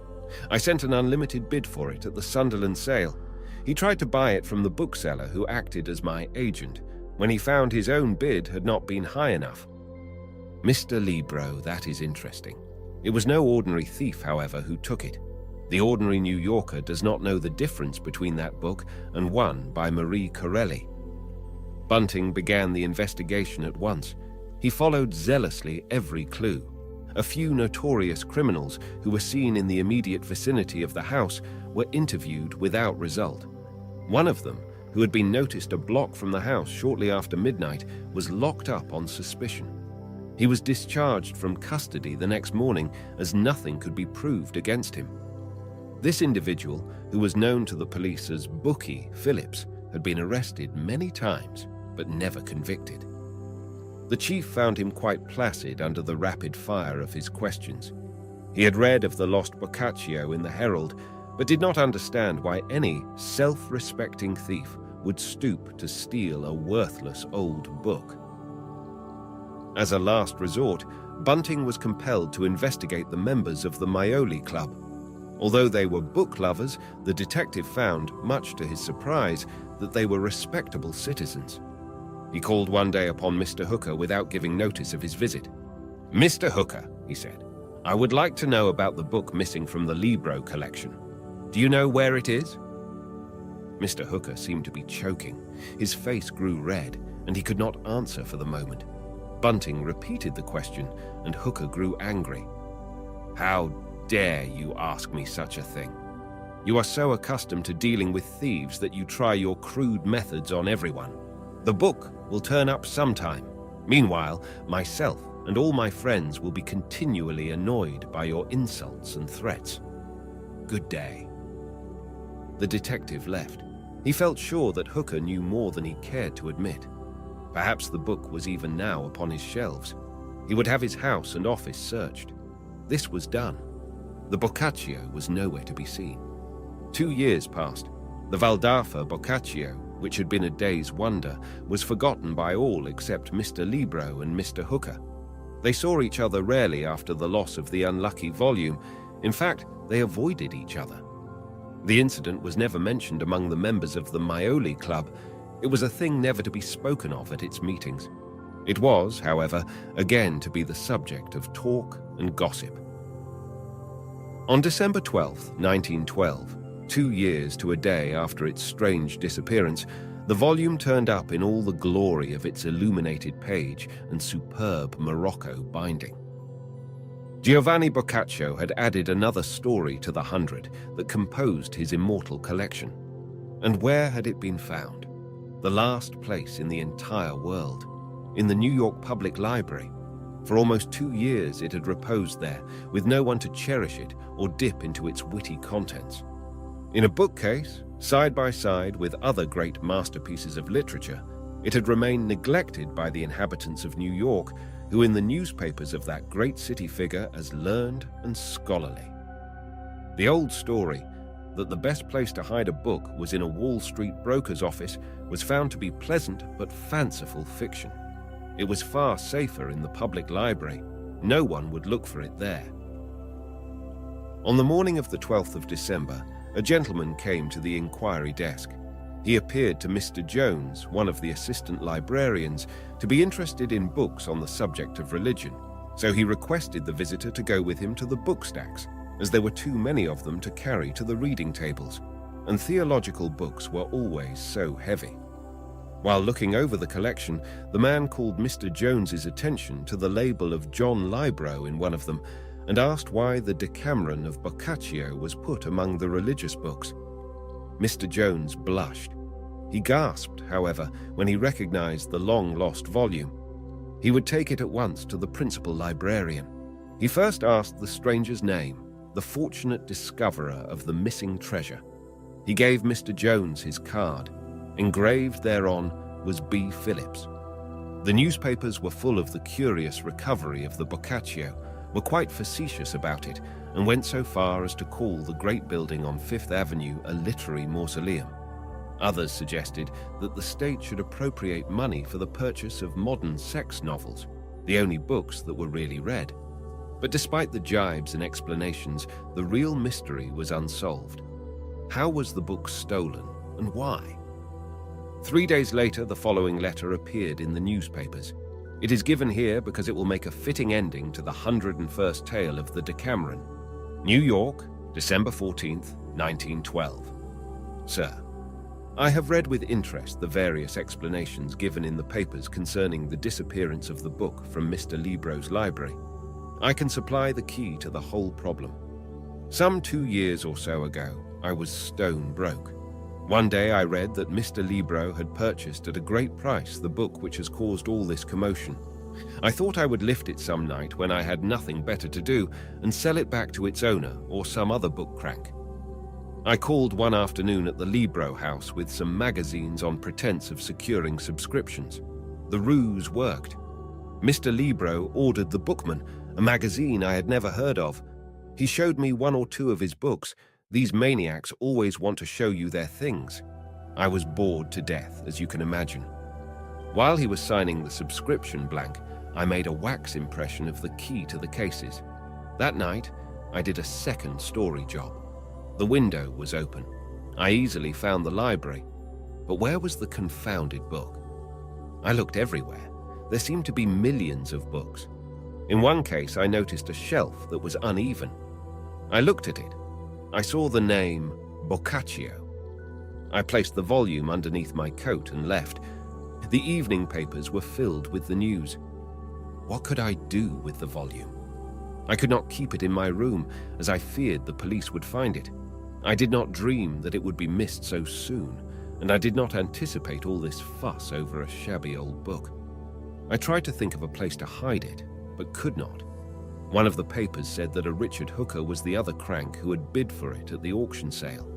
If I went to him now, he would refuse to buy it and arrest me. I tried another and surer course.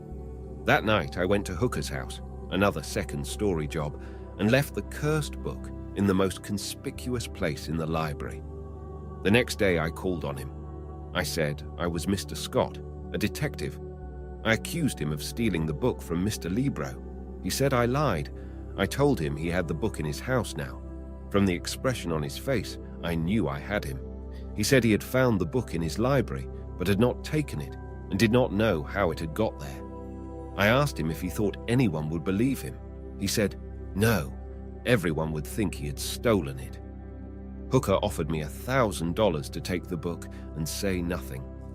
I accepted $2,000 in cash. I took the book, but where to hide it, I did not know.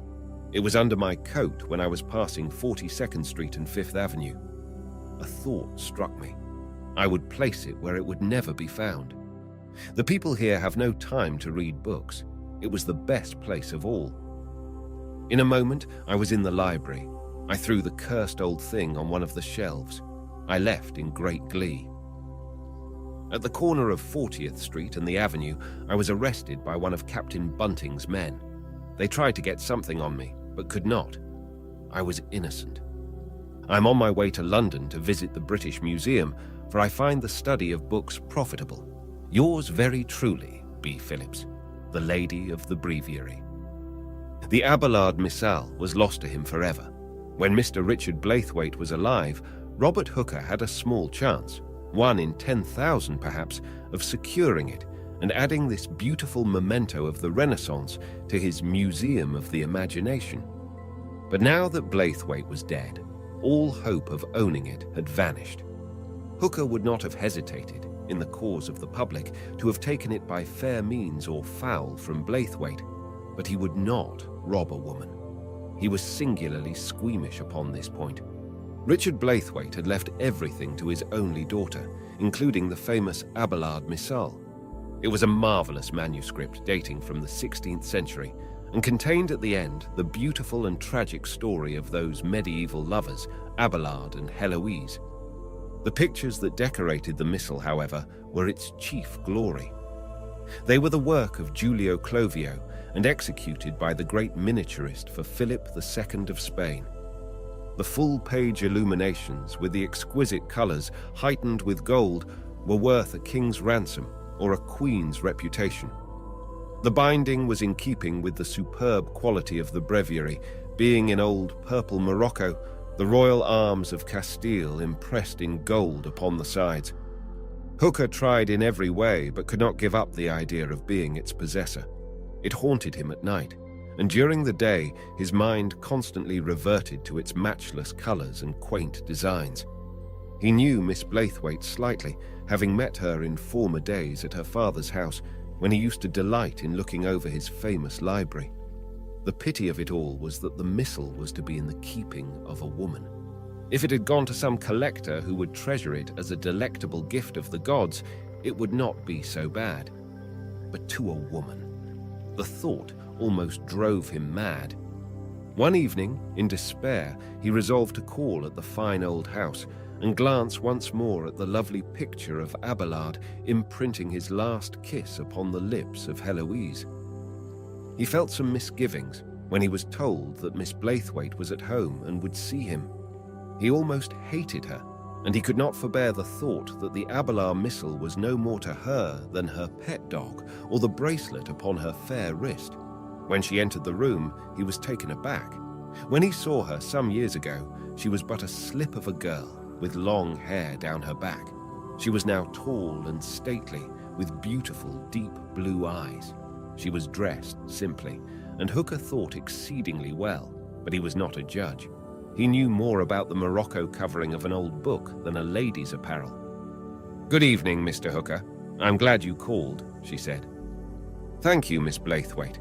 It's been a long time since I've had the pleasure of seeing you." "Yes, you've rather neglected us lately. Are you still interested in books? Poor father had quite a mania for them." "That's what first brought me to the house. Do you remember how we used to spend hours going over his books?" "Hours?" It seemed ages to Mother and me. Poor Mother, how furious she used to be when Father brought those dusty old books into the house. She used to say that Father threw away his money on them. He'd give $100 for a shabby old thing when he could have bought a nice, modern edition for $5. At this, Robert Hooker was speechless. "I suppose you would like to see some of the additions to the library," Miss Blaithwaite continued.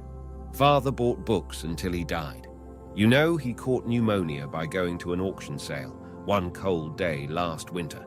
This is the book he bought, but at what a cost." She took from the shelves which lined the walls a small volume. It was a copy of Shakespeare's Sonnets, the first edition, published in 1609. "And the strange part of it all, Mr. Hooker, I believe in my heart that Papa never regretted its purchase." Hooker was about to remark that it was worth the risk, but checked himself in time.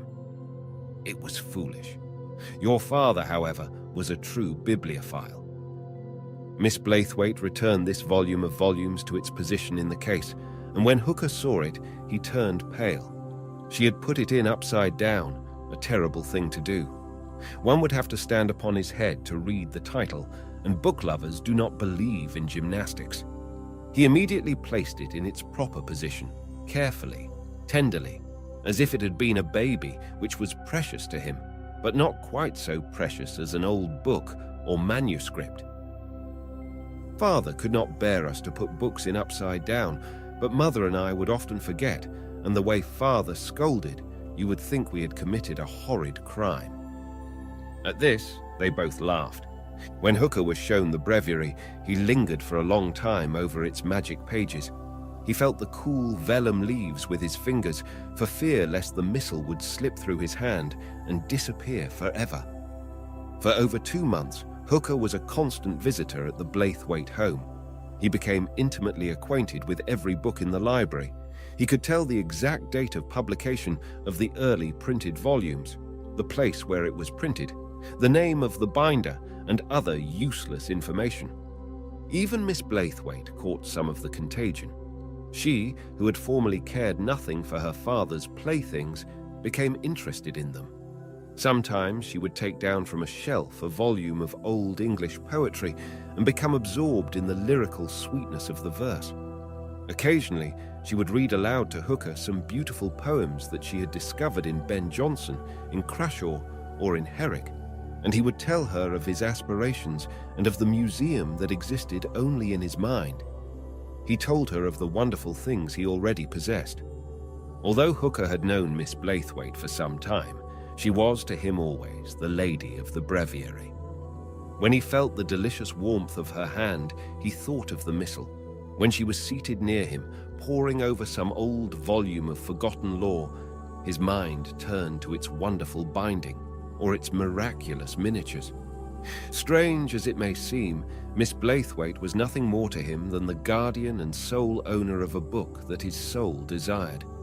Sometimes, when they were reading together some volume of Elizabethan verse, another caller would be announced. Hooker would be presented, and then he would retire gracefully to her father's library, leaving the field clear to his rival. This, of course, was not flattering to Miss Blaithwaite. One night, Jack Worthing was there before him. He was a clean-cut, manly fellow, interested first in sports and after that in business. He had known Miss Blaithwaite for years. The talk turned, as it will always turn when bibliophiles are present, upon books. "I don't understand you fellows," said Worthing. "You think more of an old book than many people of their children." "Of course. Children often grow up into ill-mannered youths and conceited young ladies. Books always remain young and delightful." "But confound it, you never read them. You have thousands around you all the time, and I bet you don't read 10 a year. Rare books are meant to be carefully nurtured during our lives and passed on after our death to those who will appreciate them. Only college professors, students, scholars, and such people ever read books," answered Hooker contemptuously. "I think bookmen the most foolish class of persons on earth," retorted Worthing. "Give me some good old sport, like boxing or football, that makes your heart tingle, that causes the red blood to shoot through your veins, that makes life worth living. Man wasn't created to spend his life roaming around a dusky old library when he can go out into God's pure air and enjoy the fields and the streams, the forests and the lakes." At this, Miss Blaithwaite seemed to smile approvingly. Hooker said nothing. Bibliophiles are not missionaries. They do not go into the byways of the world to uphold their creeds, for the love of books is such a wonderful thing that it can never be explained. When he left Miss Blaithwaite that night, he felt that the breviary was farther from him than ever. Hooker, however, came swiftly to a decision. The only way he could obtain the Abelard Missal was by marrying Miss Blaithwaite. The next evening he called, with this firmly fixed in his mind. This wily, calculating bookworm had slowly crept into her affections. He knew she liked him, but would she marry him? He asked her with great fervor, which was assumed, whether she would become his wife. He waited breathlessly for her answer. "I want to be frank with you, Robert," she said. "I do not think you love me." "How can you say such a thing?" "Instinctively I feel it. I like you, but I cannot marry you." "Why not? Is there someone else?" Miss Blaithwaite smiled. "Yes." "I never dreamed of it. Of course I might have known." "You do know, Robert? Is it Jack Worthing?" "No." "Then who is it?" "It's that old missal. You are more in love with that than you are with me. I can see it in your eyes, in your talk, in everything. If I were not its owner, you would never come near me." "Then you will not marry me?" "No, I cannot. Do you know, Robert, I've become actually jealous of that breviary and intend to present it to some library or museum. It ought, by right, to go to the Metropolitan." "For God's sake," Hooker cried in mortal anguish, "do anything but that." For over 6 months, the forlorn bibliophile remained away from the lady of the breviary. Somehow or other, it was not the missal which was foremost in his thoughts. His books, his autographs, his porcelains, his engravings had no longer the charm they once had. He no longer took an interest in the auction sales, and the catalogues that came to him would lie neglected upon his desk.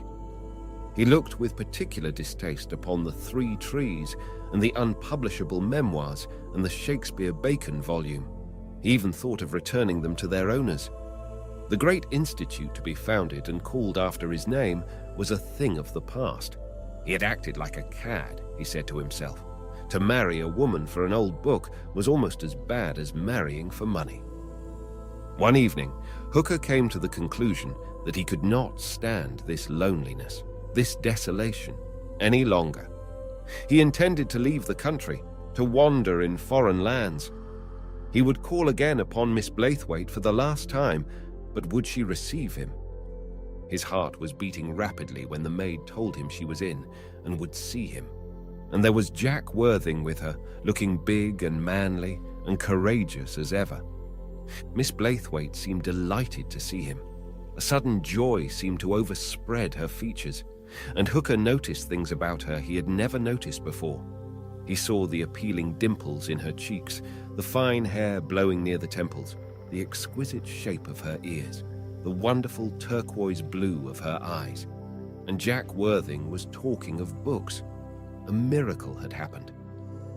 Somehow or other, Miss Blaithwaite seemed to take a decided interest in the library left her by her father, and during the last half of the year, she was continually speaking to Worthing of first editions and Caxtons, of Elsevier's and typography, of Americana, incunabula, and such ridiculous things, and all in a jargon that was quite unintelligible to him.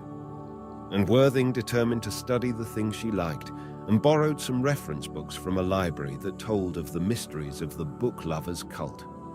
And when Hooker heard Worthing speak of the rare first edition of Poe's Tamerlane, he almost fainted with surprise.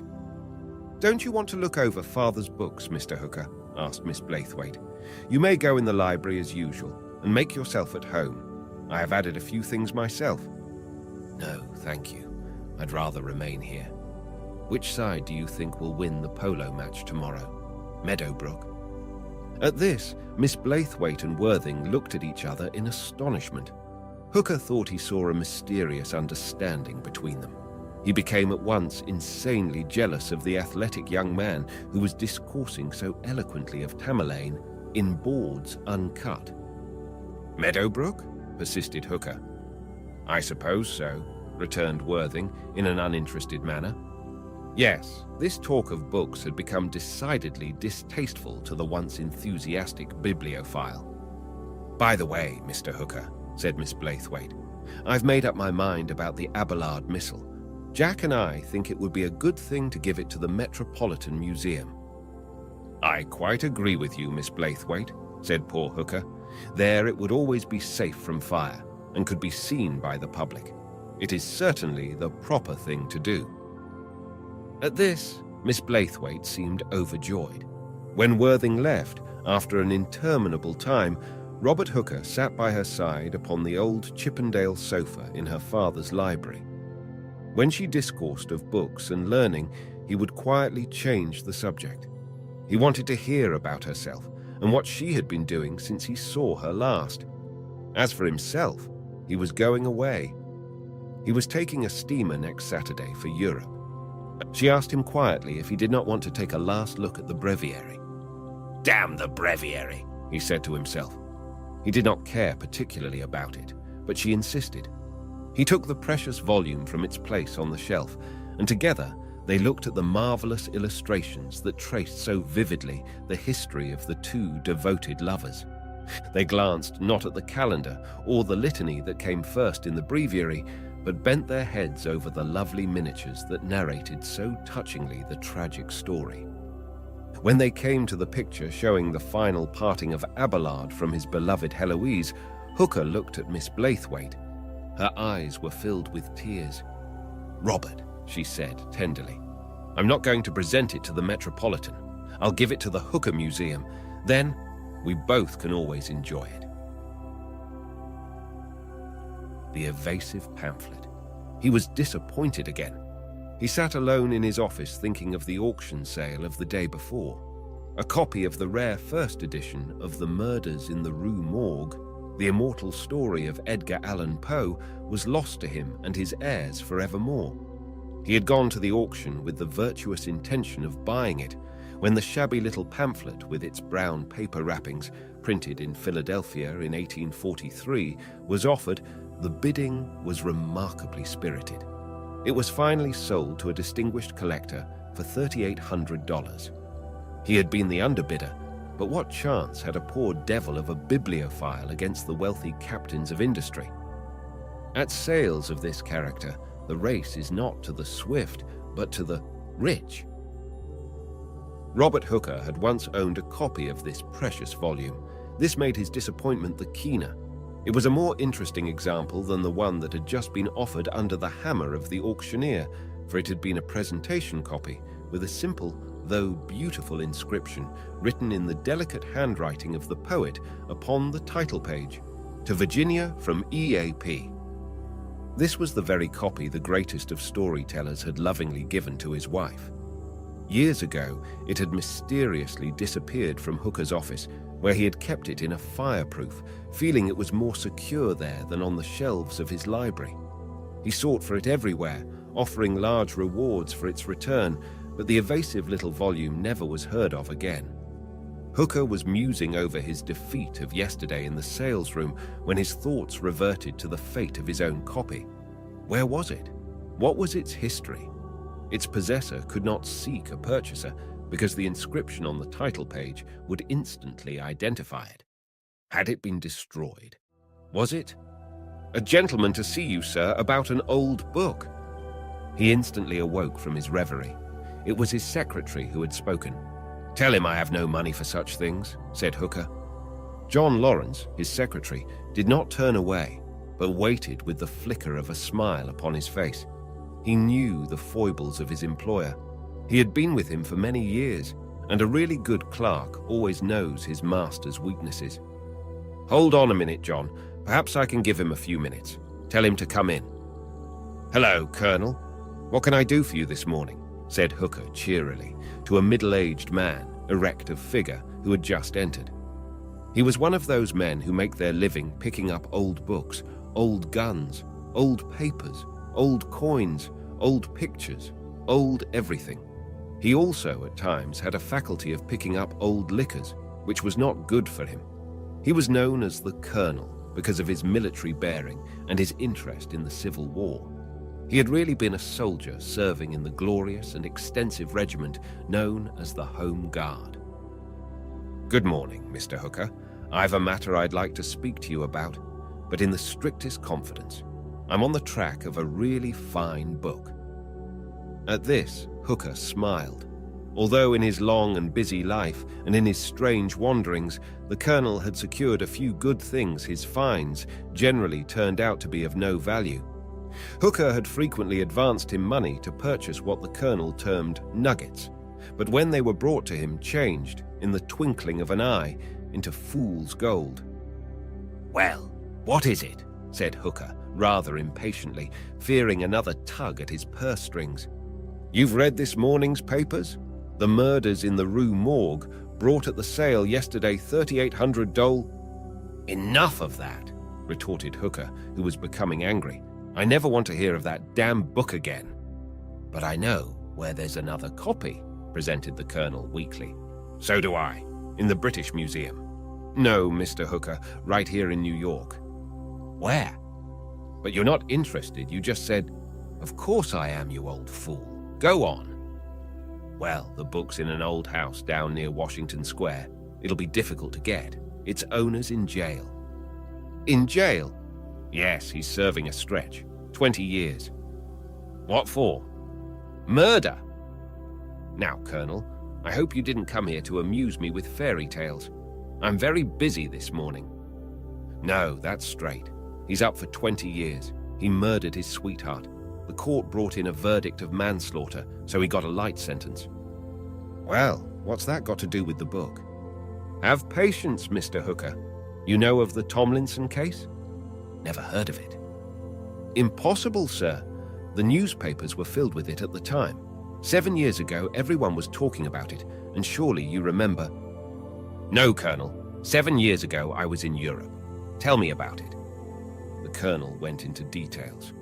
In June of 1907, a family by the name of Clark moved into 2 rooms in a large, old-fashioned residence on 8th Street, near 5th Avenue. They were there for less than a month when they gave the landlord notice. They could not remain in the house on account of ghosts. Now everyone believes in ghosts but landlords. It injures their business. The Clarks contended that every night in the front room, the most mysterious noises were heard. They called in the janitor, but he knew nothing. The strange sounds continued. They were uncanny, inexplicable. The Clarks moved out, and they were succeeded by other nervous and hysterical persons. The landlord, in desperation, reduced the rent, but still the tenants would not remain.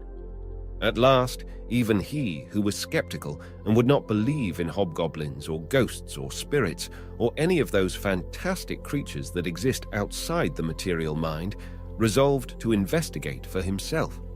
He literally camped in the rooms for months and heard not a sound. Every night he determined would be his last, and that he would not waste any more of his valuable time over the mystical phantoms of his foolish tenants. One evening, which he resolved was to be the final one, while he was playing solitaire to pass the tedium of the vigil, he heard a noise in the wall. He turned pale with fear. A cold chill ran up and down his back. A moment later, the sound of a falling coin reached his ears, and there rolled toward him from the old Georgian fireplace a shining object. It was a few minutes before he had the courage to pick it up. It was a small gold ring. He examined it carefully, and engraved therein were the initials MP from JL. He put the ring in his pocket, removed the fire dogs, the tongs, the coal scuttle, and the whole paraphernalia of fireplaces, and looked up the flue. He could see nothing. Although it was a clear night, he could not see the stars. Something was in the way. The finding next day of the poor, bruised body of little Marie Perrin up the chimney of no 8 inches was the sensation of the hour. A horrible crime had been committed, and in an unknown and terrible way. It was Edgar Allan Poe in a new guise, and his wonderful stories immediately became popular, and new editions of the tales were called for by a new set of readers. Some critics of crime suggested that the murders in the Rue Morgue had been repeated at number 8 East 8th Street. The hiding place of the body was identical with that in the famous story, and it was said that the police were on the lookout for apes, gorillas, and other animals, which alone were capable of committing such hideous crimes. The whole life of poor little Marie was laid bare. Her picture was in every newspaper, and her history was given from the day of her birth with remarkable ingenuity.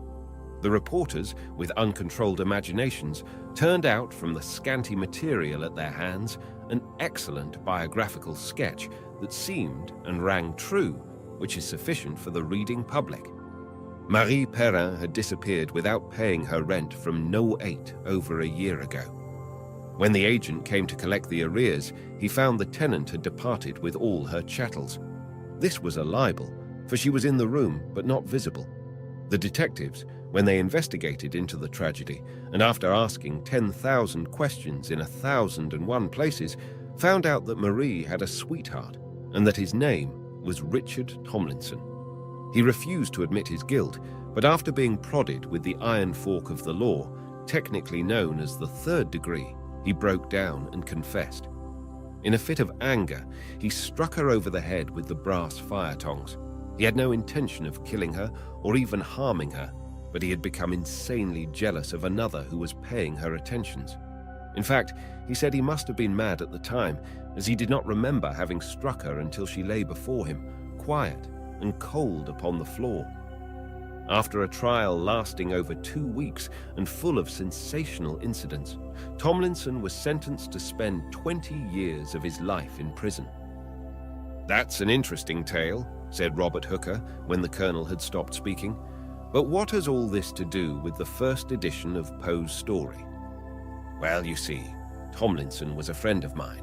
He told me that after he had accidentally killed the girl, he was terribly frightened. He did not know what to do with the body. He had a mind to go to the police and confess all, but did not have the courage to do so. He remained in a trance, he thought, for hours, thinking of his fearful crime and the dreadful consequences. While he was in this deep, agonizing study, and not knowing what he was doing, he picked up a small book on her reading table. It was The Murders in the Rue Morgue. It was the title that attracted him, and some compelling force, what it was he knew not, caused him to read it. He told me that never in his whole life had anything so interested him as that story on that frightful occasion. Although pursued by terrible fears, he read every word, every syllable of it. The rest you know. "But, Colonel," said Hooker, with one thought uppermost in his mind, "it might be any edition, not necessarily the first. There have been hundreds of editions published. How do you know what edition it was?" "It was the first, Mr. Hooker. Tomlinson told me the girl had borrowed it to read, and that it belonged to someone who had a mania for old books, and who had kept it always under lock and key." "Do you know where it is?" "Yes." "Can you get it?" "Perhaps." I shall make it worth your while. How much do you want? All I can get. I'll have to steal it. What? Yes, I'll have to steal it. It cannot be had in any other way. Why do you start? I didn't think you'd have to do that. Yes. You see, Tomlinson, when he moved from those furnished rooms, took everything he could carry to his brother's lodgings near Washington Square. The book is in a sealed trunk on the 3rd floor. Tomlinson made his brother promise that this trunk was not to be disturbed under any circumstances until he came out of jail a free man. I've tried in every way, by bribery and everything, but his brother will not touch it. He seems afraid of that old trunk. I'll get it, however, at all costs. Are you with me? Hooker was, above everything, a true bibliophile. He instantly answered, "Yes, Colonel, go the limit. I'll back you." The Colonel, without another word, picked up his hat and left the office. For 3 tedious weeks, Hooker heard no more of the book or of his curious friend, the Colonel. The whole thing seemed like a tale woven by Poe himself. Would the book, if it ever was secured, turn out to be a 2nd edition and worthless? Book lovers, after the strange manner of their kind, only cherish the first, the earliest issue, in the same state as it came from the master's hand, unrevised and with all the errors uncorrected. They do not care for new and more elegant editions. Hooker grew restless as the weeks rolled by, and still no Colonel. One morning, as he was looking over his mail, a gentleman was announced. Then, tottering into the office, with his arm in a sling and a patch over his left eye, came the gallant Colonel. "Why, Colonel, what's the matter?" "Nothing at all, sir." "But your arm and your—" "That's my affair, Mr. Hooker. I've come to secure the reward of my labors.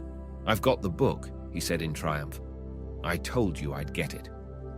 "Where is it?" "Here in my pocket. Look at it. It's a superb copy."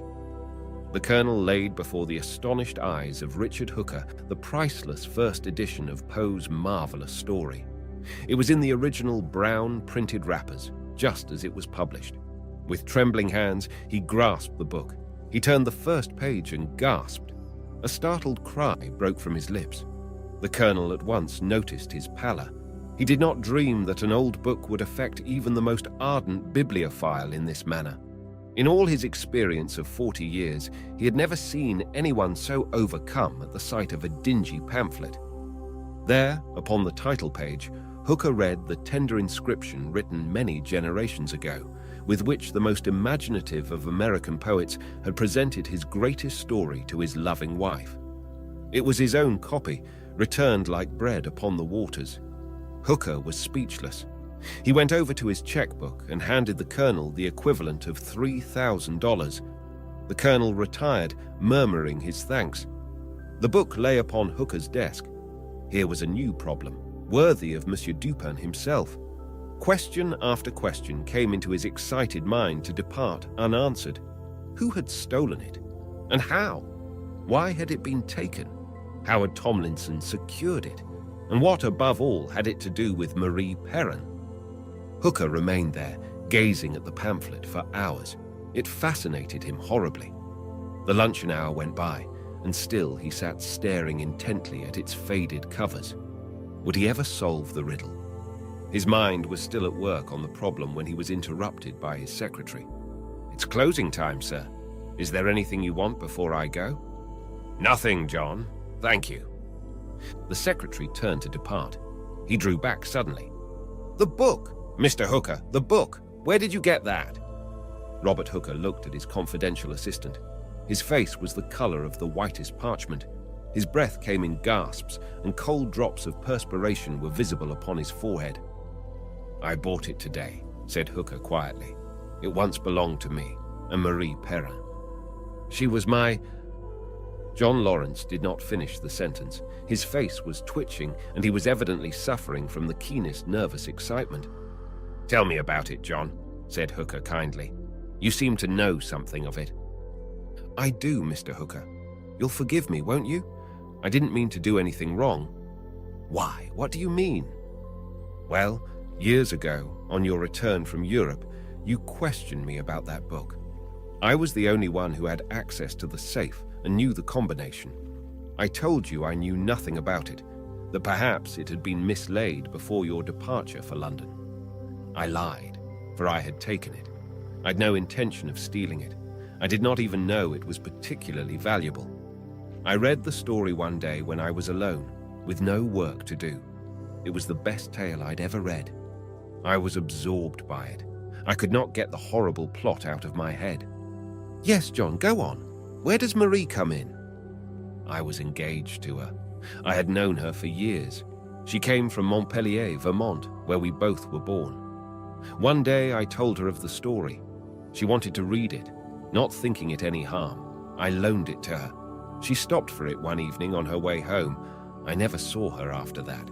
I tried every way to find her, without avail.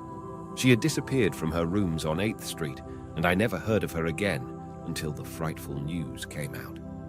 Detectives came to see me.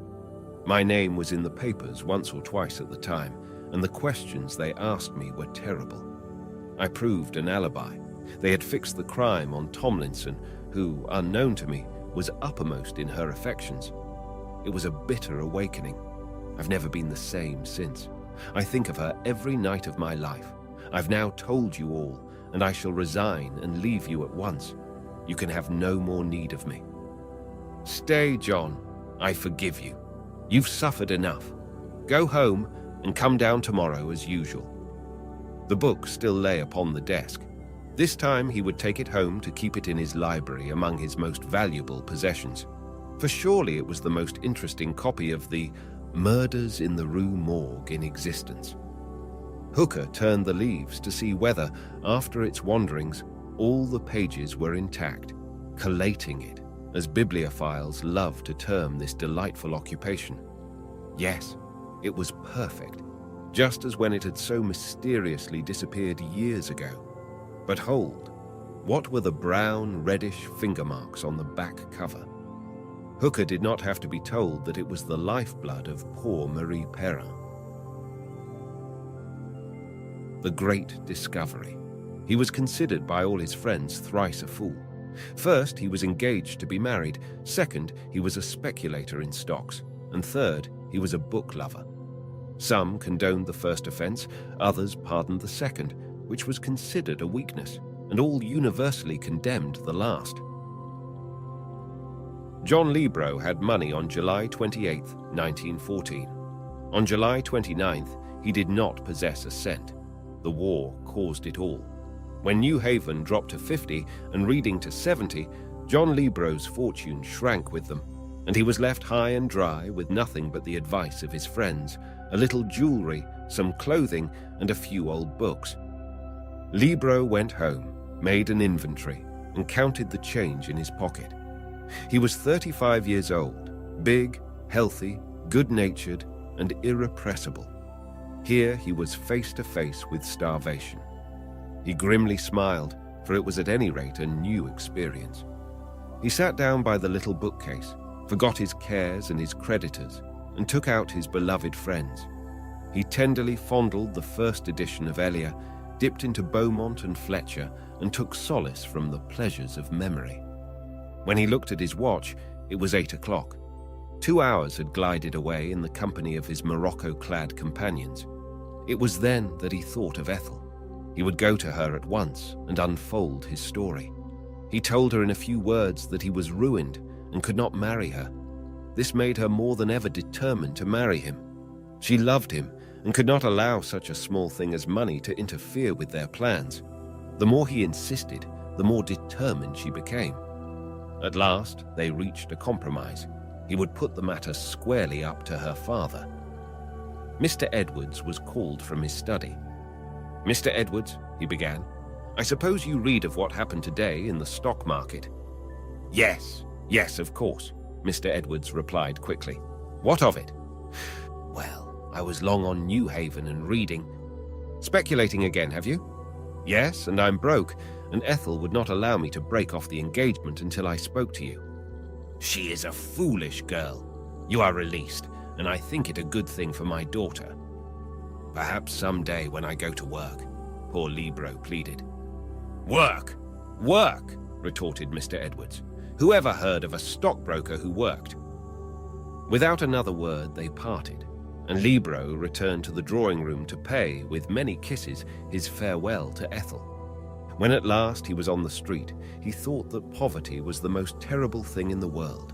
It destroyed in a moment love and happiness. And yet, he was no longer thrice a fool, for he was not engaged. He was no longer a speculator, and of course, he must cease to be a collector. While he was meditating about this curious effect of poverty, which had changed overnight a fool into a philosopher, a beggar approached him. He felt in his pockets and handed him a quarter. Libro then went on his way, for the humor of the incident appealed to him. The next day, he tried to secure a position. He asked all his friends who could do nothing on account of the war. He then tried the department stores, the banks, the hotels, the theaters, everywhere. No one would give a position to a stockbroker. Mr. Edwards was right, but he must live. The situation had become not so fantastic. He would sell everything: his father's watch, his jewelry, his clothing, everything but his books.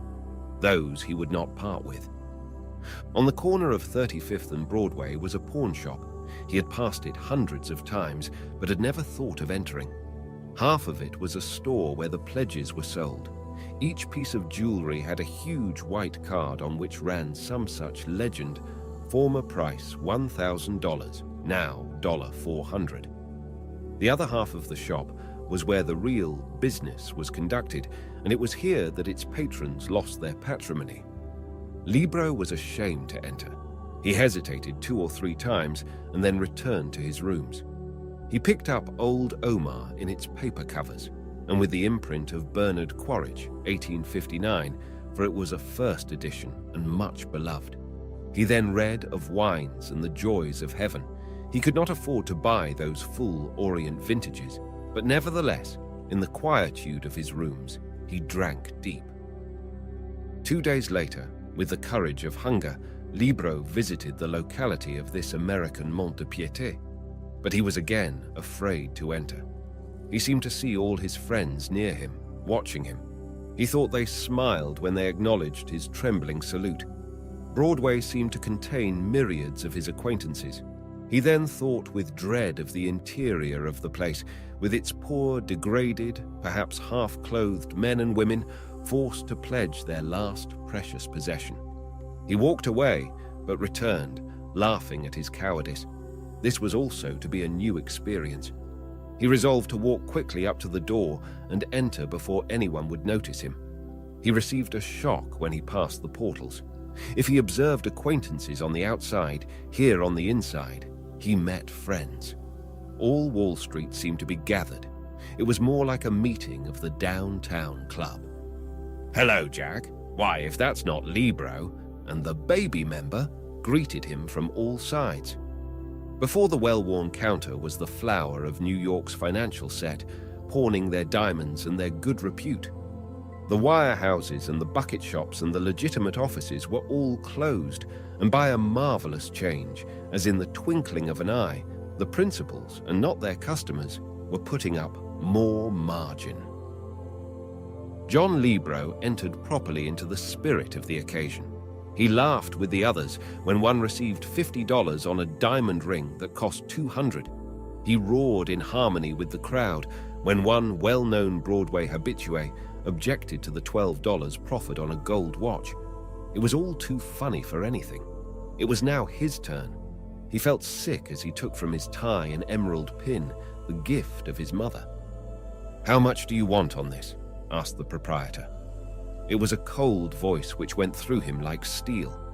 He took an instant dislike to this man who was the proprietor himself, Geoffrey Steinman, a king among his brethren of this old and honorable profession. $75, said Libro. "This is no time for jokes," Steinman retorted. "I shall advance you $15 and not a cent more." "But it cost $100 at Tiffany's." $15? My time is valuable. It was the same old story. John Libro received the money and departed.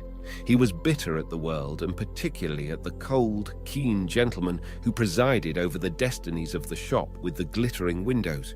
He grew bitter when his watch, his father's gift, his fob, his gold card case, his medals, and finally his overcoat went into the tiger's maw. And every time he remonstrated with him, cursed him, or implored him, Steinman remained the same, heartless, brusque, cutting, satirical, and what was worse than all, polite. "Damn his politeness," gasped Libro. "I can do nothing at all with him when he is polite." This hate ripened and broke out anew when each article was pawned. "If I could only get even," he exclaimed hopelessly. He had not a chance in the world, he thought. For 1,000 times he said goodbye to a dear memento of his parents or a remembrance of his youth. At last, he had pledged everything. Libro had not heard from Ethel for months, although it seemed like ages to him. On the cold afternoon that he had pawned his overcoat, he went to his rooms and thought if it would not be better to end it all quietly and decently. He thought for a long time. He went to the little bookcase and picked up an old edition of Boethius on the consolations of philosophy, and only the title consoled him. He, however, found many long-tried friends, and their broad margins and blue and crimson Morocco covers made him forget that man was made to mourn. His first editions of the poets made him oblivious to his condition, and he lived once again on high Parnassus. Libro was looking over the poems of John Keats, published in 1817, when a catalogue slip fell out. On the slip, it stated that a copy had once sold for $500. This, then, was meat and drink for him. He would sell it. He could live for months on poor Keats, but his soul revolted. He was not a cannibal. He could not live off the flesh of his own. But at last, he was compelled to return to Steinman. He wrapped up the precious volume tenderly, affectionately. He took it bravely, for was he not offering at the sacrifice the dearest of his possessions? He gently, timidly unwrapped before the pawnbroker the little volume, awaiting expectantly the admiration that always followed its appearance. But alas, he was not among book lovers. "No books!" exclaimed Steinman. "I've got stuck on them once or twice before. Not 1 cent. You. But Libro could not find words to explain his hatred. He would have killed him had he a weapon near. "Don't you know that book has sold for $500 at auction?" exclaimed Libro. "Then sell it at auction," replied Steinman politely. As the poor and crushed bibliophile turned to go, the proprietor interrupted him. "Wait, if you are so interested in that old plunder, perhaps you would like to see this." Steinman held in his hands a dingy old volume. Libro could not resist. An unknown force compelled him to look at it. With hatred consuming him, he nevertheless, like a true bibliophile, received from his enemy the book. He opened it. "Why, they are Shakespeare quartos!" he almost shouted, and then stopped suddenly. The proprietor was looking at him narrowly. Libro's heart had almost stopped beating. There was the long-lost quarto of Titus Andronicus, 1594, and a perfect first edition of Hamlet. There were others in the volume, a veritable treasure trove. It was, in truth, a great discovery. "What's it worth?" said Steinman. "Something to a collector," replied Libro honestly. "Nothing to you." "Well, if you know anyone who wants the old thing, he can have it for $10. I once advanced that amount on it. Since then I say, no books." John Libro, by a superhuman effort, controlled himself. "Steinman, I need money for food. You already have everything valuable I possess, but this." He took from his finger a ring. It had been his mother's wedding ring. It was the last that remained to him of his parents' legacy. "How much will you give me on this?" he said, trembling. His very life depended upon Steinman's answer. He held his breath. "A little less than gold value," said Steinman. He threw it carelessly on the scales.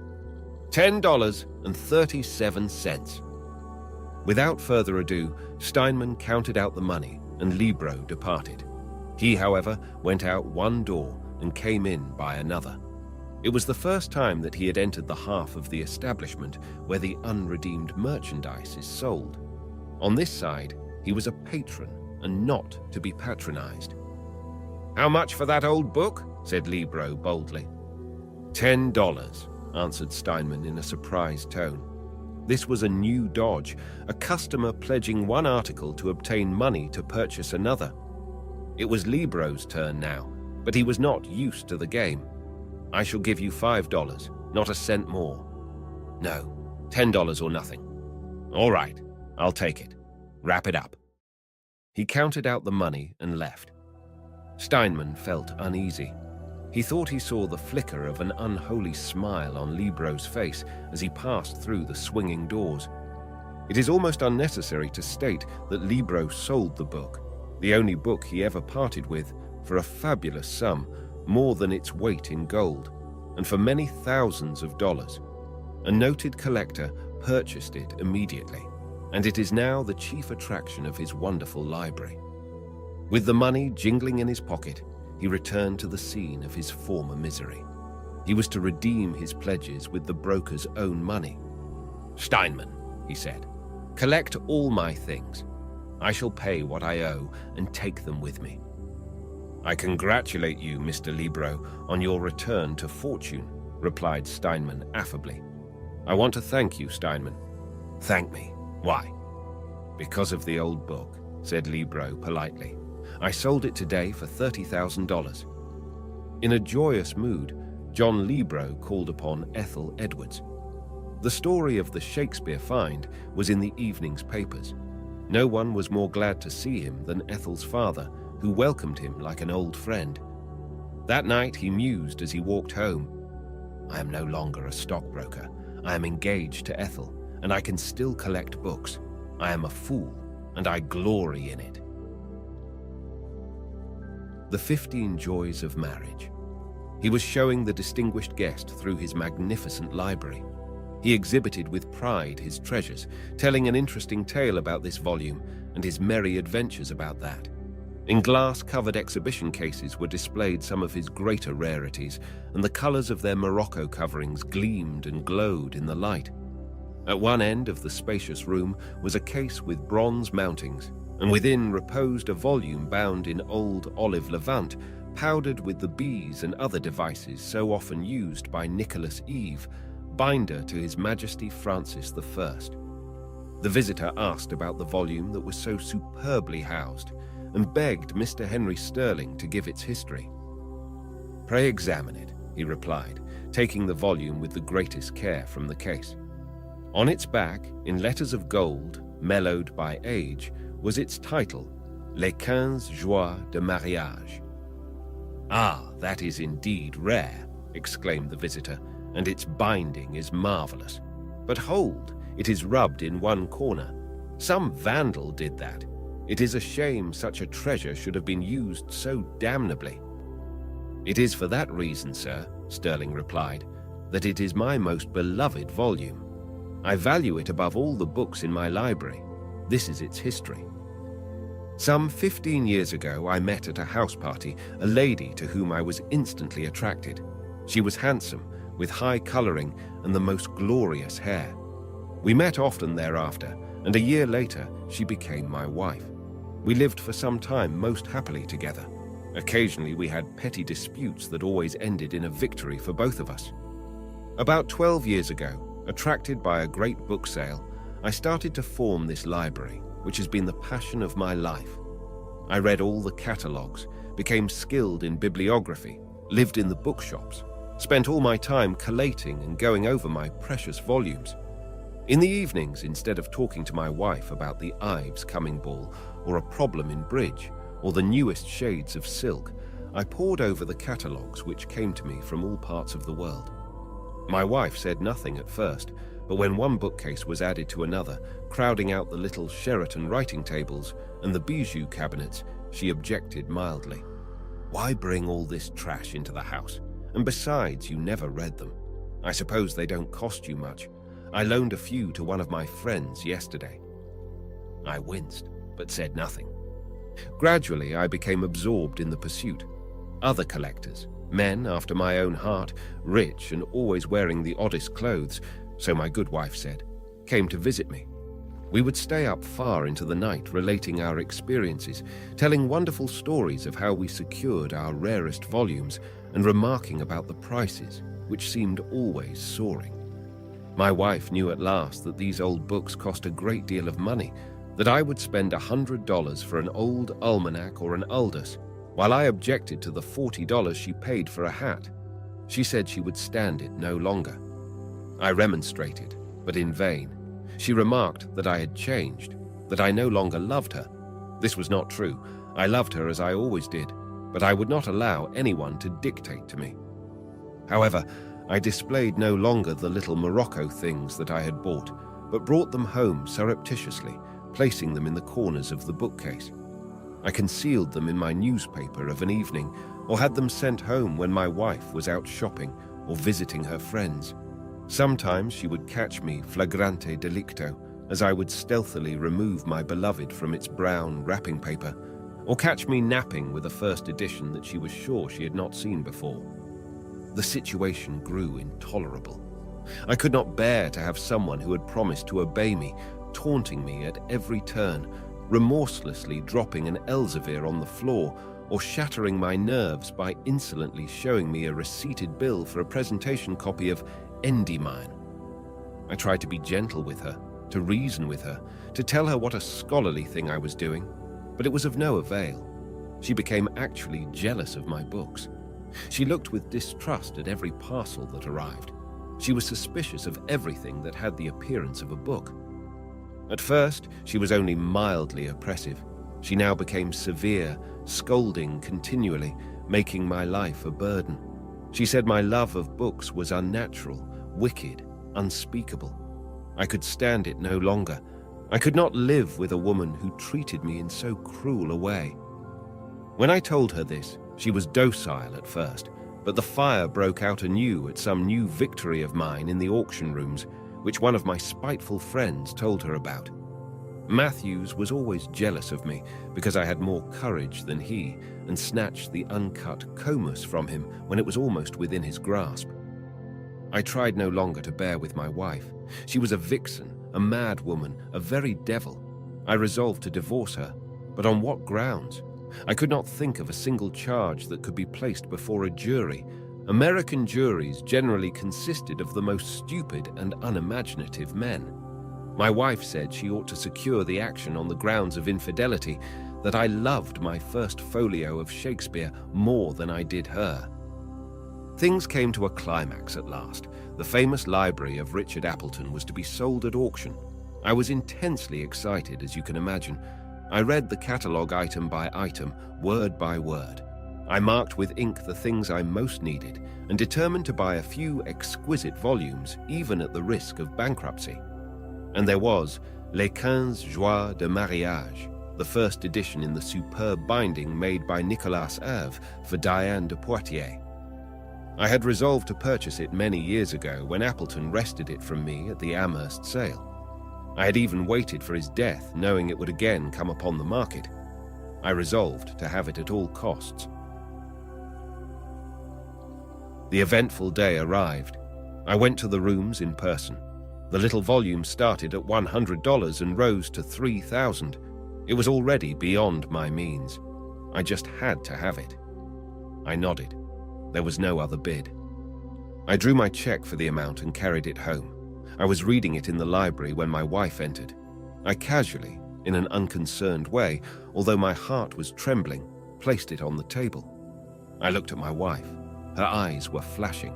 She held the evening paper on which I could read the headlines. Rare book brings $3,010. I knew the storm was coming. She said I was an ingrate, a dissipator of her fortune, a fool, a heartless villain, She went no further. I grabbed the first thing at hand.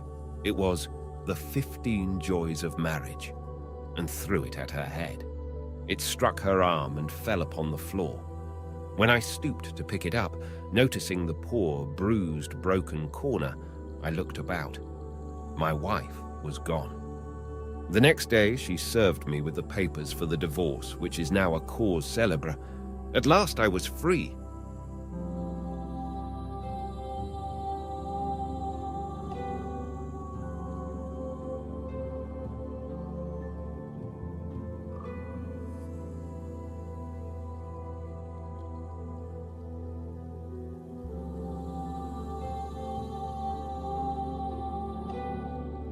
Literary Forgeries, Decoding Frauds Among Booksellers, A.S.W. Rosenbach.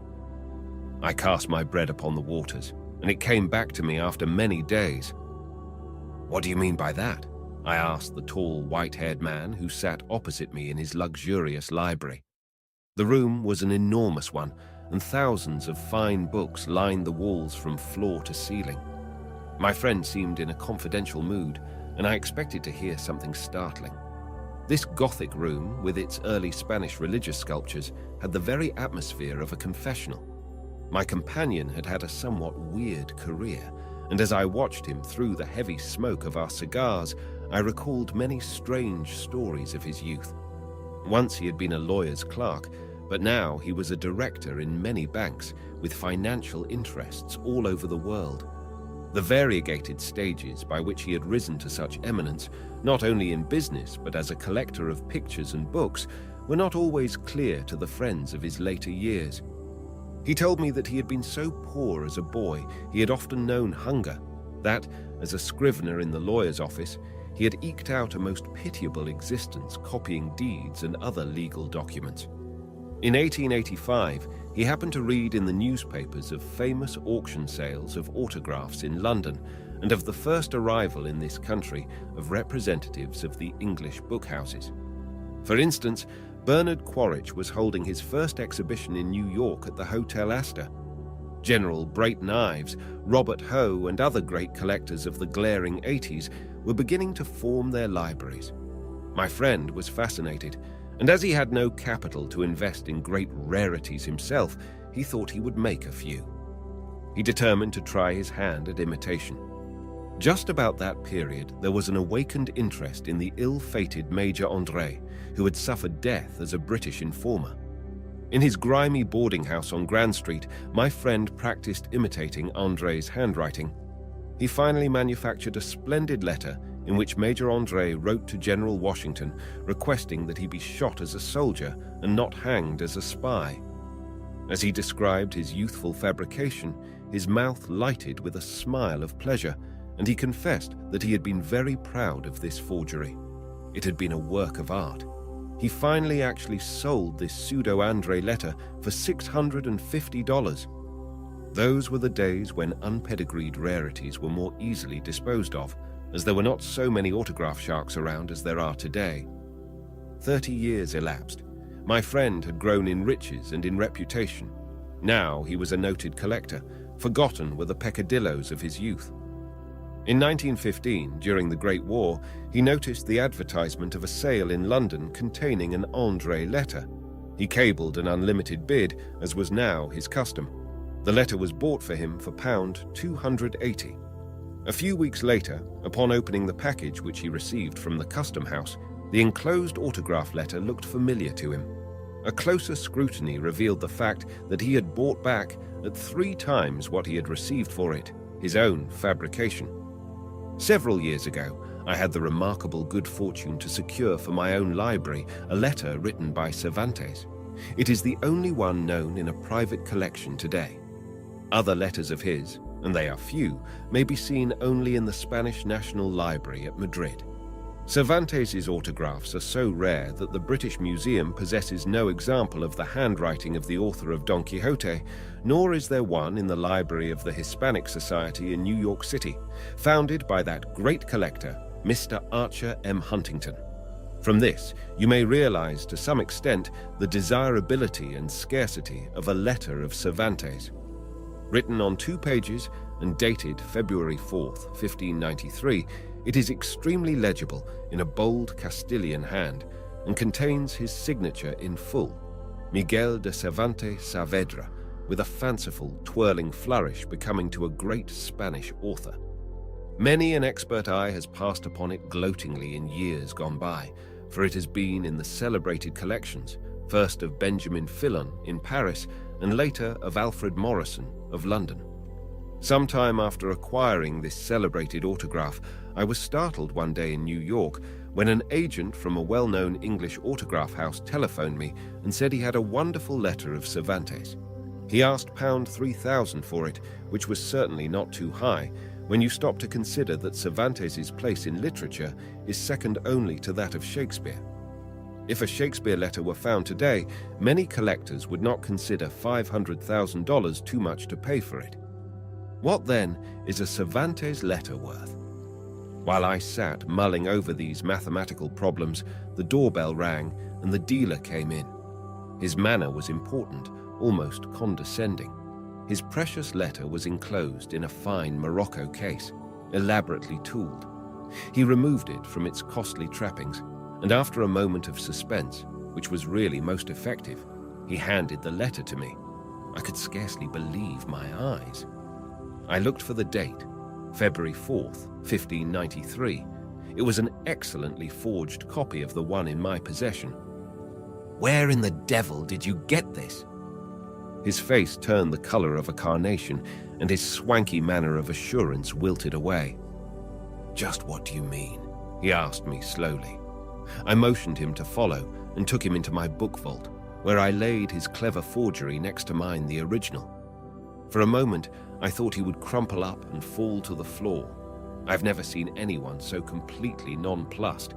He had really believed his Cervantes letter to be the original and had come in all good faith to sell it to me. I proved to him how some forger, after securing the sheets of old paper, had, through a process of photo engraving, cleverly produced the letter, which he had so exultingly shown to me. The beautiful thing about the book business is that you must be constantly on your guard. It makes the game exciting to know that there are beings who, like vultures, would pick your bones if you but gave them the chance. Thank heaven for them. The chase is more exhilarating on their account. The atmosphere of Wall Street is that of a Quaker meeting house beside it. Forgeries have been in existence as long as the collecting game itself. During the Renaissance, forgers were very active in every field of creative art. Not only did they make imitations of great Greek and Latin classics, which were just beginning their popular vogue in Europe, but they very cleverly copied old medals and fabricated old gems too. Of course, the collector himself is in a sense morally responsible for the forger. The collector's overdeveloped sense of acquisitiveness leads him to pay extravagant prices for his favorites. He will search out and buy every available pen scratch of some great writer. A poor wretch in an attic reads in the newspapers that a capitalist has just paid $2,000 for an autograph letter of Robert Burns. He then begins to discover other letters and documents by the same author. This is the launching of a career that is usually full of excitement and gives full scope to the imagination. The forger is a picturesque figure until he too is discovered and publicly condemned. This class of men, I know of no women forgers, is responsible for the literary detective. There is real sport in tracking these fabrications. An ability to tell the original from the false, the genuine from the spurious, sometimes under the most trying circumstances, has developed almost into a fine art. There are men who make literary detecting their profession. Their eyes are so well trained that they are seldom wrong when pronouncing judgment. They are as fully aware of the 1,001 tricks of the professional forger's game as they are alert to the peculiarities of each author's handwriting. These experts could be numbered on the fingers of one hand. When you stop to consider that there are men even now in dark holes in London, in obscure garrets in Paris, in flats in Harlem, and in apartments in Atlantic City, making their livelihood forging autographs, it puts you pleasantly on your guard. These fellows are very often unsuccessful authors with a certain amount of erudition, broken down booksellers, or other bits of riffraff from the literary world.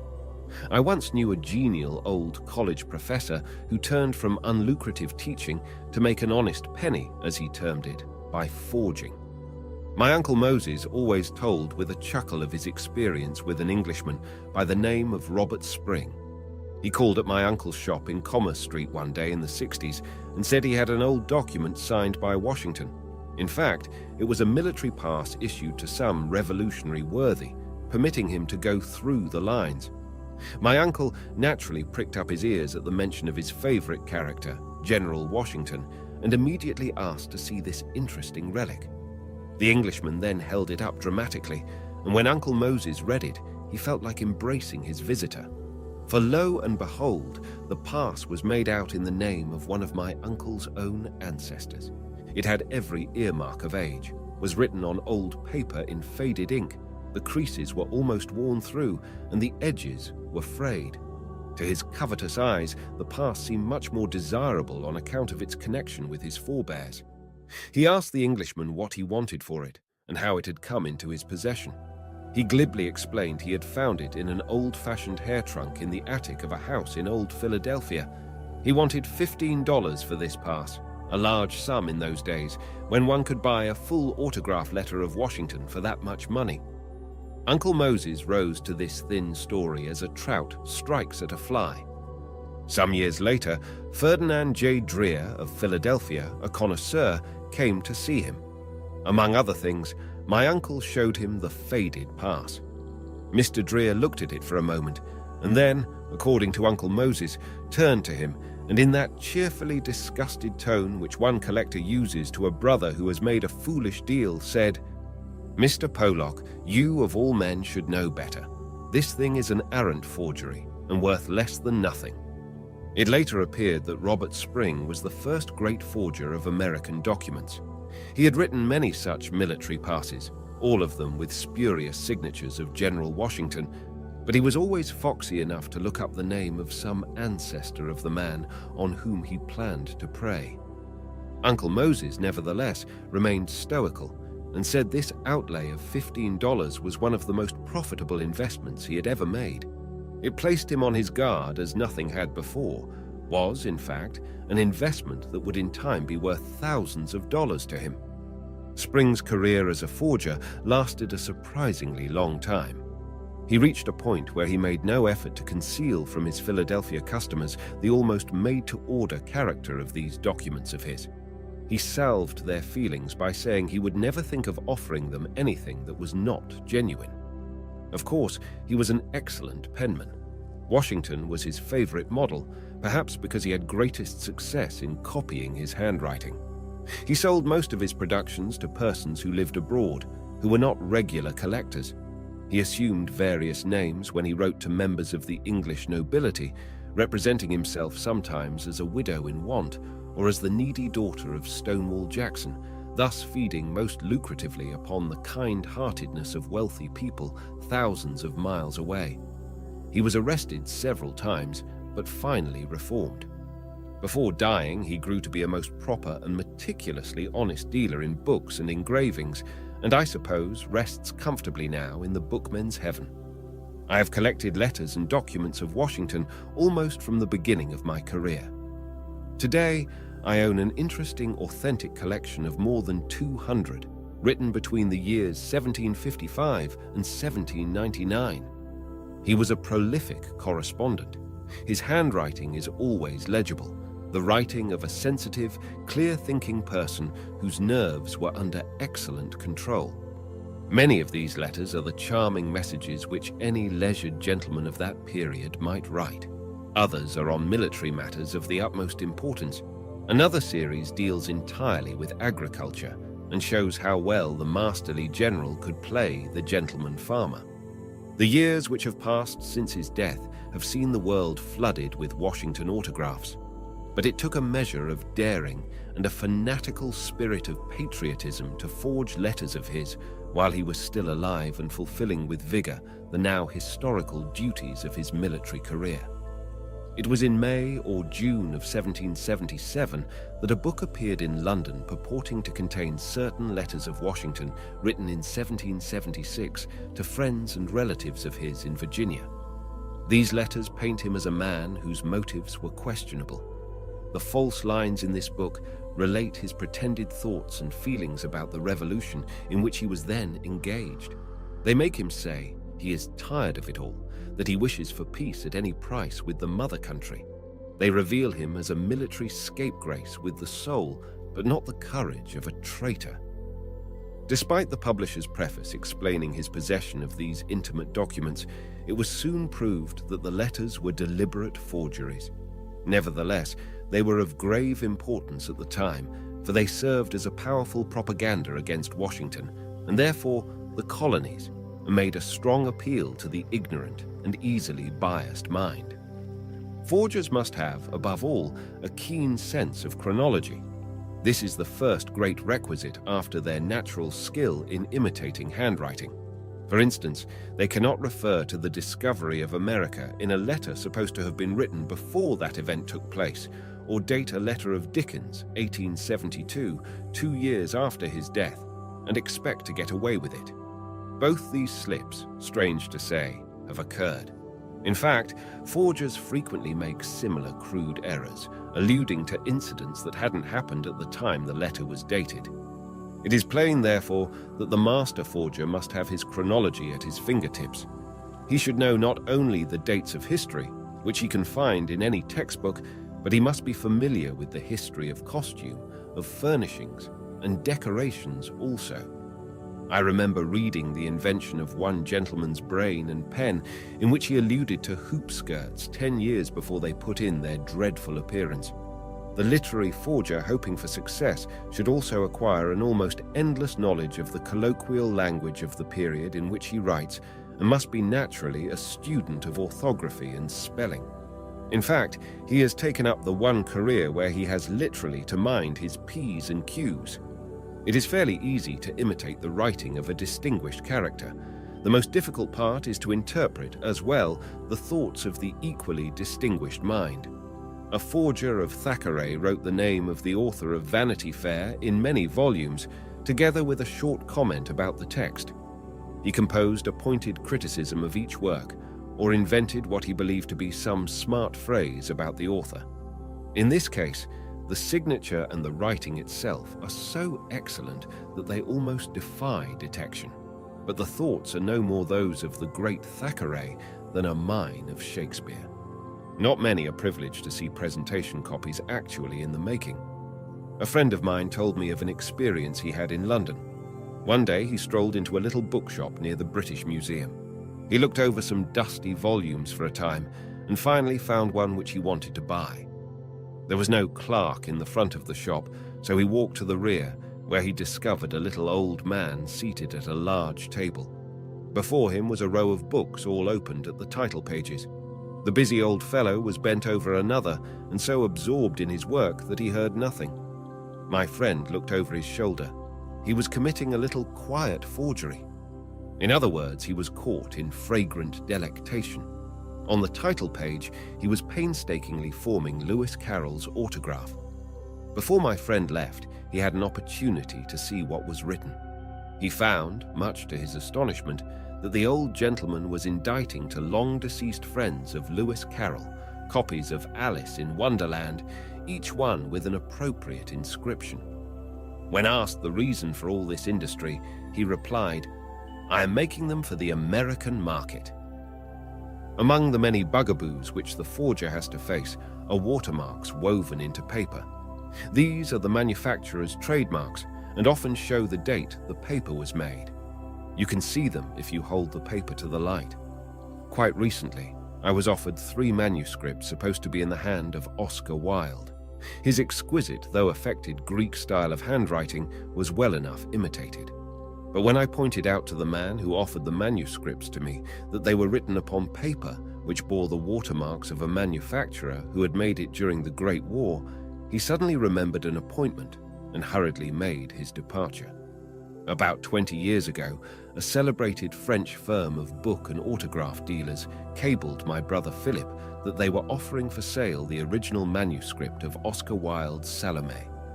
Wilde, who was a literary exhibitionist if ever there was one, gave Salome to the world in French, and not such very good French at that. As I had an extensive collection of Wilde autographs even then, I was extremely eager to own the original of this famous work also. Before my reply could reach the firm in France, some luckier collector who was on the spot at the time bought it. I was very much annoyed, but concealed my chagrin as best I could, not even inquiring who the buyer was. I suspected it was some French author. The year before last, when on my annual pilgrimage to England, a French journalist came to see me one day at the Carlton Hotel in London with the news that he knew the man who owned the Salome manuscript and was informed that he would part with it if paid a sufficiently high price. Now, I am never frightened at high prices. I asked my friend to return to France and buy it for me. 2 days passed. Then I received the news that I was again too late. It was plain that Salome was playing hide and seek with me and placing my head on a charger. After 2 months in England, I went to Paris. I had hardly arrived before the collector who last purchased Salome offered to sell it. I asked him to bring it immediately to my hotel. With my nerves on edge, I kept telling myself that this time she should not escape me. Now, the collector in question was supposed to be a judge of autographs. He arrived and took the manuscript from its case. I fairly grabbed it from him, fearing that the evil Salome would sprout wings and fly out of the window. I opened the cover to the first page, looked at it, turned the second, then the third. Quickly I closed it and gave it back to him. A silence followed, during which he regarded me in amazement. "No, thank you," I said.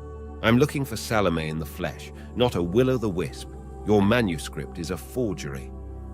It was plain this poor fellow had been deceived. He walked up and down my room, tearing at his hair in the best French manner, for he had given a good sum for this clever fabrication. I, too, was deeply disappointed after tracking over Europe for it. Like the villain in the play, Salome still evaded me. In Philadelphia, a year later, I received a cable from a firm of auctioneers in Paris, offering me the original manuscript of Salome once more. I naturally paid no attention to the offer, thinking it another forgery. I was tired of the wiles of this wicked woman. I had come to the conclusion that this work was not, by some weaving of the fates, for the house of Rosenbach. No more fool's errands for me. A few weeks after, when dining with a well-known American collector in New York, he said to me, "Doctor, I have something which will open even your eyes. I have Salome." Naturally, I could not suppress a cynical laugh. "Another forgery?" I smilingly inquired. After dinner, we went to his library, and he pointed very proudly to 2 old copybooks on the table. The moment I looked at the pages, I knew that at last I held the original in my hands. How envious I was! But I now realized this manuscript could never be mine. I felt truly heartbroken. My friend, seeing I was not exactly elated over his treasure, but rather downcast, asked the reason. I related the whole story of my chase. With great generosity, he replied, with the air of a sultan presenting a favorite slave, "Doctor, I don't want to stand in your way. If you want her, she is yours." He told me its history as far as he knew it. The manuscript had been purchased by Pierre Lugue, the eminent French poet. It was he who had bought it directly from the shop in Paris when I first tried to obtain it 20 years before. It is far more precious today than it was then. Not only is it the greatest work from the pen of Oscar Wilde, but it is the one work of his that has been translated into all languages. It has also been used as the libretto by Richard Strauss for his startling and beautiful opera. The up-to-date literary forger always keeps his eye upon the market. Genuine letters of certain famous or infamous men and women will always command high prices. Yet the styles in collecting change as in everything else. One decade, there may be a sudden craze for Byron letters. The next, autograph letters or documents pertaining to Keats or Shelley are frantically sought. So it goes. One cycle begins as another cycle ends. Therefore, forgers' productions often swarm into the market when the popularity of an autograph is on the crest of the wave. There are certain historical characters whose autographs will always sell at top prices. With this in mind, one of the greatest hoaxes ever planned was, for a time, put over by a French forger a few years after the middle of the 19th century.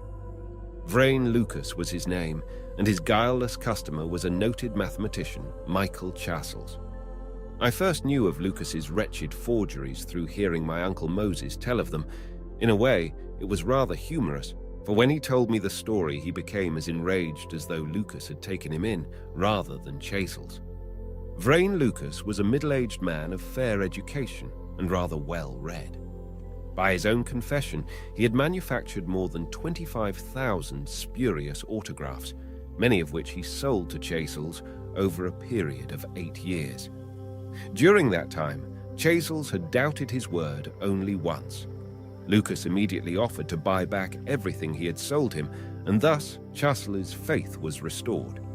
This charlatan, Lucas, must have had a certain hypnotic influence over Chazels, plus the assurance and the courage of Old Nick himself. Chazels' belief in him, however, proved Lucas's undoing. For when he sold him 2 letters from Charles V to Rabelais, Charles, in his excitement and delight, presented them to the Academy of Belgium. The letters for a time were believed to be genuine. Then Lucas came again to Charles, this time with letters from Pascal to Boyle and Sir Isaac Newton, in which the writer proved that he, and not Newton, had discovered the law of gravitation. You can imagine how deeply moved was Chazels, the naive mathematician. He rushed with them to the French Academy of Science, and at once the scientific world was stirred into a commotion. At the height of this agitation, Sir David Brewster came forward and announced that the letters must be from the pen of an impostor, proving conclusively at the same time that Newton was a mere child of 10 when these pretended messages of Pascal were written. Thus began the beginning of the end for the forger. Certain testimony given by Chazels at Lucas's trial before a tribunal of the Seine in 1870 is almost unbelievable. It seems ridiculous to me that any man, especially a collector, could have been so simple and gullible as was Chazels. He spent 140,000 francs, a lot of money in those days, for a list of autograph letters that is too good to pass over lightly. Although Monsieur Lucas supplied his customer with the important names of the 15th, 16th, and 17th centuries, including Boccaccio, Cervantes, Dante, Racine, Shakespeare, and Spinoza, he likewise delved into the remote past and produced letters from Abelard, Alcibiades, Attila, Julius Caesar, Charlemagne, Ovid, Pliny, Plutarch, and Pompey. Lucas was careful enough to mix an ink for his forgeries, which, when dry, gave the appearance of age. Then he treated the completed masterpieces in such a way as to make them look worn and of great age. But his cleverness was only half-witted. He had the audacity not only to write these ancient epistles on paper from local mills, which showed the watermarks of Angoulême, but most daringly inscribed them in modern French. The late Simon Gratz, in his delightful and authoritative volume, A Book About Autographs, gives translations of several of these shameless fabrications. Here is the letter which Chazels believed Cleopatra wrote to Julius Caesar. Cleopatra, Queen, to her very beloved Julius Caesar, Emperor. My very beloved. Our son Caesarion is well. I hope that he will soon be able to support the travel from here to Marseille, where I need to send him to study, as much for the good air one breathes there as for the fine things which are taught. I beg you will tell me how long you will still remain in that country, for I want myself to take our son there and see you on this occasion. This is to tell you, my very beloved, the pleasure I feel when I am near you, and meanwhile I pray the gods to have you in their guard. The Aventine March year of Rome, VCCIX, Cleopatra. Think with what pious glee Monsieur Chazels read the following priceless letter from Lazarus, the resuscitated, to St. Peter. My dear friend Petrus, you tell me you have noticed in the writings of Caesar and in those of Cicero that one of the most important parts of the Druids' religion consists in sacrificing savage men. It is true they take in an erroneous sense this principle that men can only appreciate the life God gave them by offering him the life of a man. They have continued that inhuman and bloody practice until the time of Cicero. This is why he says they soil and profane their temple and altars by offering their human victims. And here Cicero is right in insulting a worship so barbarous, saying it is a strange thing that to satisfy for what they owe to their religion, they must first dishonor it by some murder. They cannot be religious without being homicides. The infamy of this horrible maxim has reflected on all the Gauls, even if it has been practiced only in some places. But the arms and the conquest of the Romans have wiped out this infamy, and I do not believe that it is practiced anywhere now. Amen. This ex August Grielesum, Lazarus. Lucas's interpretation of biblical characters was rather unusual. Perhaps it was this quality which so fascinated his generous customer that caused him to be blind to obvious discrepancies. Here is rather a quaint letter purporting to be from Mary Magdalene to Lazarus. My very beloved brother. That which you tell us of Petrus, the apostle of our meek Jesus, gives us hope that soon we shall see him here, and I dispose myself to receive him well. Our sister Martha also rejoices of it. Her health is very tottering, and I fear her passing away. This is why I recommend her to your good prayers.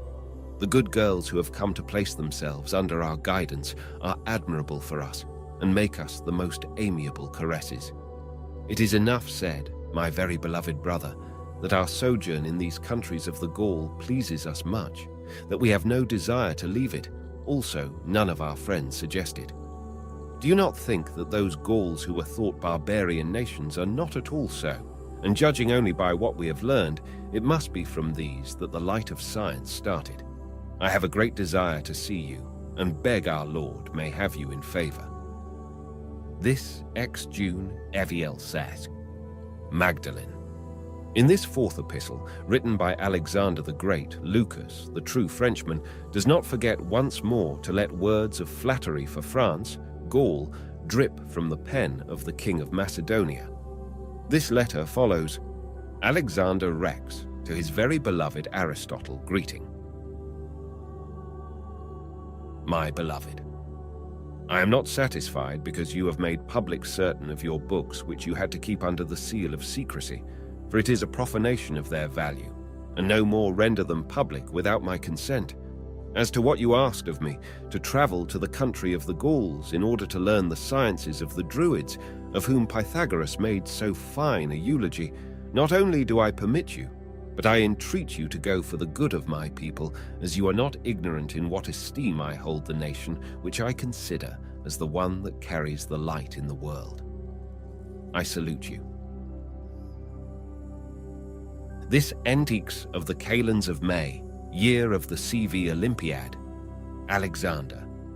Old Chasels got all that was coming to him, and the 140,000 francs that he spent on the Lucas inventions were as nothing compared with the great joy the world in general, and antiquarians in particular, have experienced in reading these altogether amusing epistles.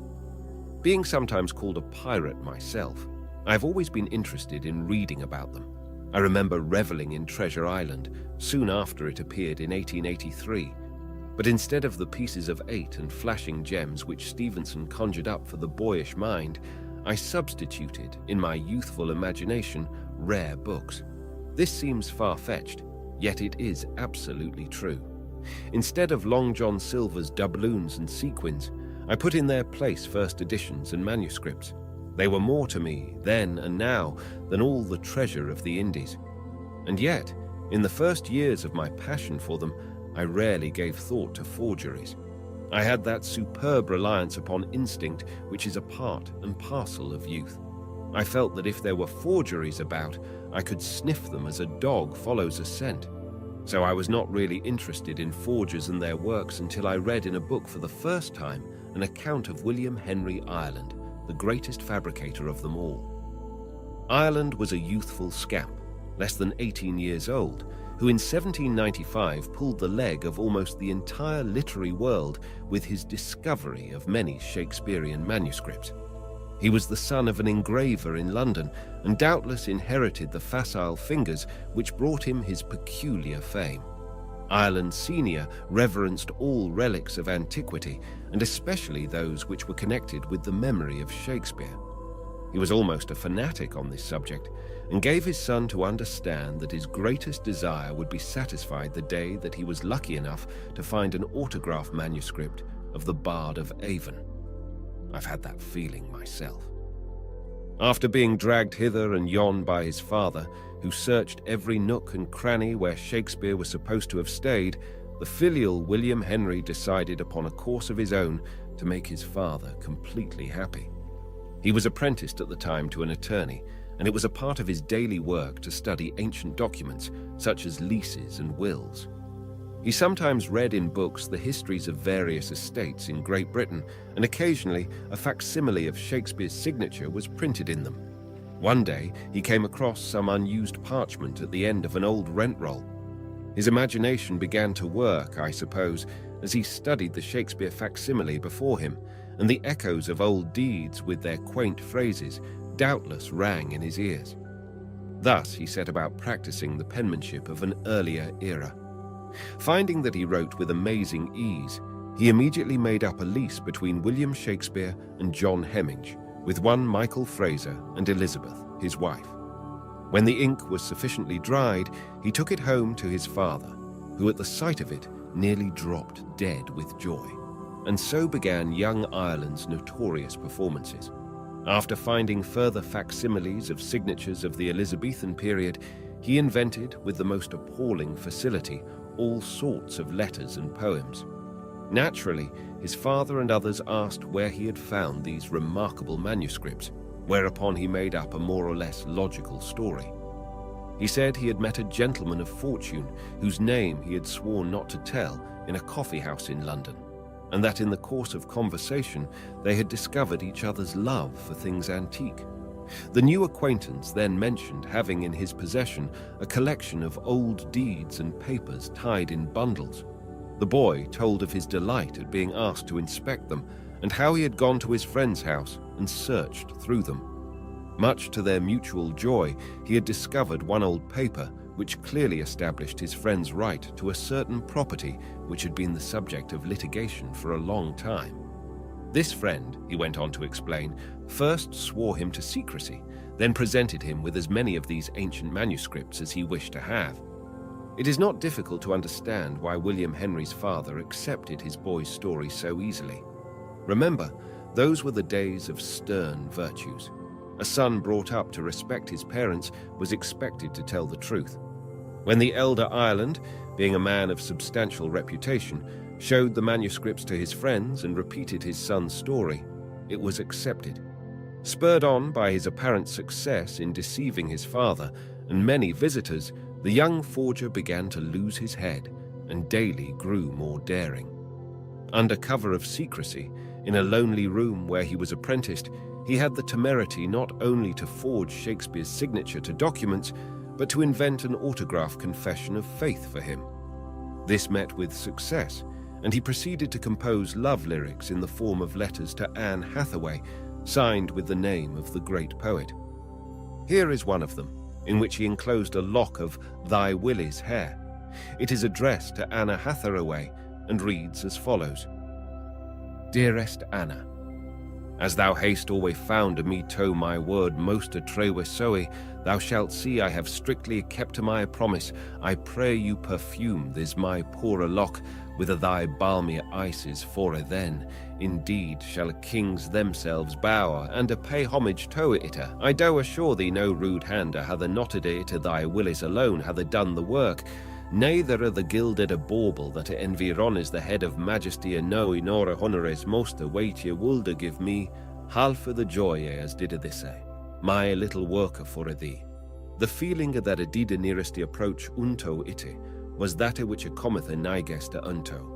God meeky and gentle charity for that virtue, O Anna, do I love, do I cherish thee in my heart, for thou art as a talus cedar, stretching for thee its branches, and succouring smaller plants from nipping winter. Or the boisterous winds, farewell to morrow by times. I will see thee till then adieu, sweet love, thine ever. W.M. Shakespeare, Anna Hathaway. Sometime later, he made an almost entire transcript of Lear, and a few leaves from Hamlet too. In Hamlet, as he quaintly called it, he boldly introduced variations in the text, which many of the most learned men of the time read without doubting their authenticity. Boswell, Dr. Johnson's famous biographer, called at the Ireland home one day, inspected the manuscripts, then knelt down before them, enthusiastically kissing a paper here and there as he thanked God for letting him live to see them. However, there was one doubting Thomas who refused to believe, almost from the beginning of the discoveries, that there was an iota of truth concerning their origin. His name was Edmund Malone. He was the one literary critic who did not make a fool of himself at any time during a controversy which later developed to a furious pitch and resulted in a full published confession from Ireland. Young Ireland's final burst of inspiration led him to write a pretended play of Shakespeare entitled Vortigern and Rowena. This was the straw which eventually broke the camel's back, but not until Sheridan had produced it with two of the foremost players of the day, John Philip Kemble and Mrs. Jordan, appearing in the leading roles. Ireland appealed to me, not because he was a forger, but because of a certain further cleverness. When he was discovered and his misdeeds revealed to a curious world, there suddenly sprang up a great demand to behold the handiwork of this delectable young villain. People in England, and collectors and curio-seekers everywhere, wanted to own specimens of his fraudulent but interesting papers. They were so much in demand that he was kept busy from morning to night making forgeries of his own forgeries.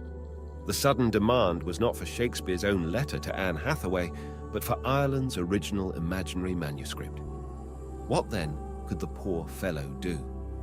He just had to sit himself down and ply his trade as long as his supply of old paper and precious ink held out. It was these humorous and at the same time dramatic facts which touched my imagination as a collector. I wanted Ireland's original forgeries, not his double and triple fabrications. I naturally wanted the original manuscript of Vortigern, the one the lovely Mrs. Jordan had reverently held in her adoring and adorable hands. I thought I knew where they were, in the collection of the Marquis of Blandford, to whom they were sold many years ago. Imagine my surprise when I purchased the library of Marsden J. Perry of Providence to discover in his world-famed collection the actual forgeries not only of Vortigern but of King Lear and Hamlet as well. Here were the original documents which had deceived some of the choicest minds in England. Looking further, I also found the first draft of Ireland's Confession. I have the actual drafts with which Richard Brinsley Sheridan was so delighted, the very pages from which Kemble studied the part of Vortigern and before which Boswell knelt, a tumbler of warm brandy and water at his side. Ireland was not the first spectacular forger of tender years. In his confession, he speaks of having been influenced by reading of Thomas Chatterton's career. Chatterton was an English youth who kept the literary world titillating 25 years earlier. It is a strange thing, this psychologic kink which sometimes forms in the brains of very young men. Why they should risk bringing the world about their ears through impersonating the famous dead when they have brains and originality of their own, no one knows. Poor Chatterton. His is the only great genius which has come to light through the art of forgery. He began writing when he was 16, and almost from the beginning produced some of the finest poetry in the history of 18th century literature. Perhaps he was unhappily shy, as boys often are at that age, or he may have suffered from some gloomy mental obsession. His manner of screening his identity when these remarkable poems first appeared has caused many a student to pause and wonder. Chatterton's first writings appeared with an accompanying explanation. He said his father had found them years before in an ancient chest belonging to the Church of St. Mary Redcliffe at Bristol. The verses were supposed to have been composed by Thomas Rowley, a monk who had lived in that neighborhood during the 15th century. Chatterton, according to his story, had merely copied them. At first, this story was accepted, while critics praised the undeniable beauty of the lines. Then, some contemporary literature called attention to the incorrect usage of Anglo-Saxon words of Rowley's day, and suspicion hovered over Chatterton. It was soon charged that Chatterton had written the poems of Rowley, using a certain dictionary from which he chose Anglo-Saxon words in order to create the atmosphere and flavor of antiquity. Among his critics were Horace Walpole and his two poet friends, Mason and Gray. The boy was accused of downright forgery when it was further noted that the poem which Chatterton brought out as the Battle of Hastings, wrote by Turgot the monk in the 10th century and translated by Thomas Rowley, was wrongly dated. This bit of carelessness on Chatterton's part increased the hue and cry of ridicule.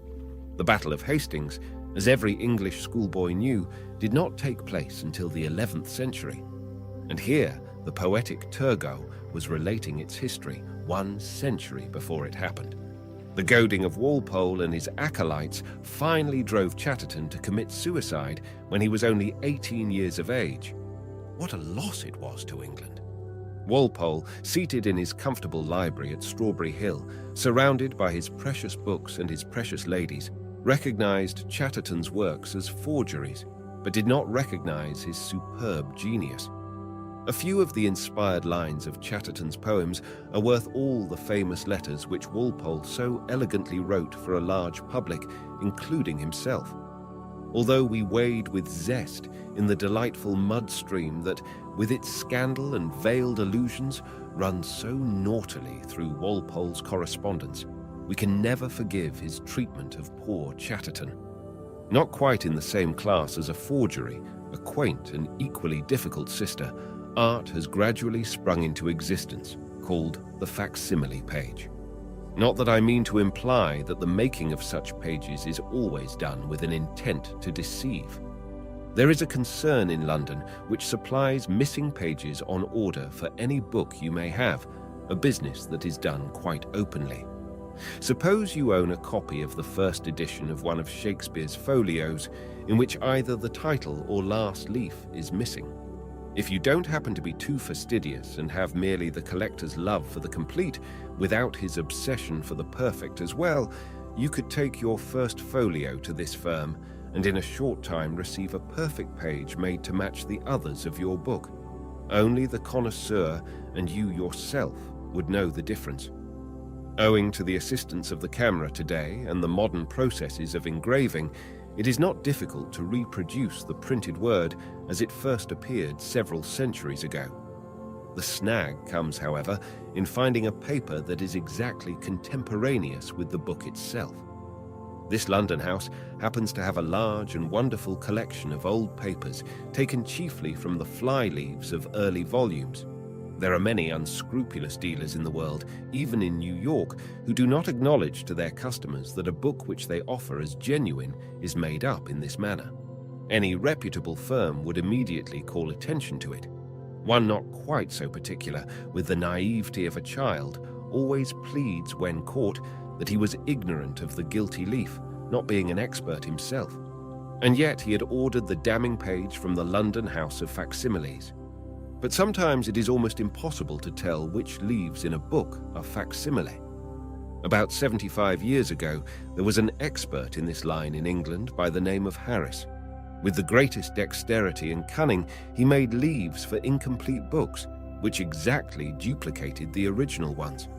In those days, such work was tedious and had to be accomplished entirely by hand, as it was long before the era of modern photographs. Harris's work was in constant demand. An amusing story is told among booksellers of an order Harris executed for a celebrated collector whose copy of Caxton's History of Troy had 2 leaves missing. 5 years later, the collector called on Harris. He took this Caxton from his pocket and showed it to him. It was with the greatest difficulty that Harris himself could determine which 2 leaves were his. In fact, he had to verify them by his records. If there are great holes or tears in old pages, they can be filled in such a marvelous manner as almost to defy detection. Here again, the literary detective enters to discover a clue and solve the mystery. The fellow must have a specialized sense for this sort of thing, just as a born newspaperman has a nose for news. The true literary detective will tell you at a glance if anything is wrong with a printed page. This is a rare faculty, and in the book business amounts almost to genius. Some booksellers are never able to tell during their entire careers which are facsimile leaves and which aren't. Only a few are adept at it. Another trick is to supply original covers when they are missing from old and precious volumes. Sometimes a copy of an English classic appears in the auction room, minus its blue or grey or yellow paper wrappers. In the twinkling of an eye, brand new ones are supplied, aged by the miraculous Antiqua, and offered as being in pristine, immaculate state, very rare in its original paper binding. Then, to enhance the illusion, an old signature is added to the cover, and perhaps the price, twopence, written in an old hand. It takes Sherlock Holmes himself to detect these impostures. I know a gentleman in London who is so expert in detecting forgeries that he goes on a scent like a setter after a bird.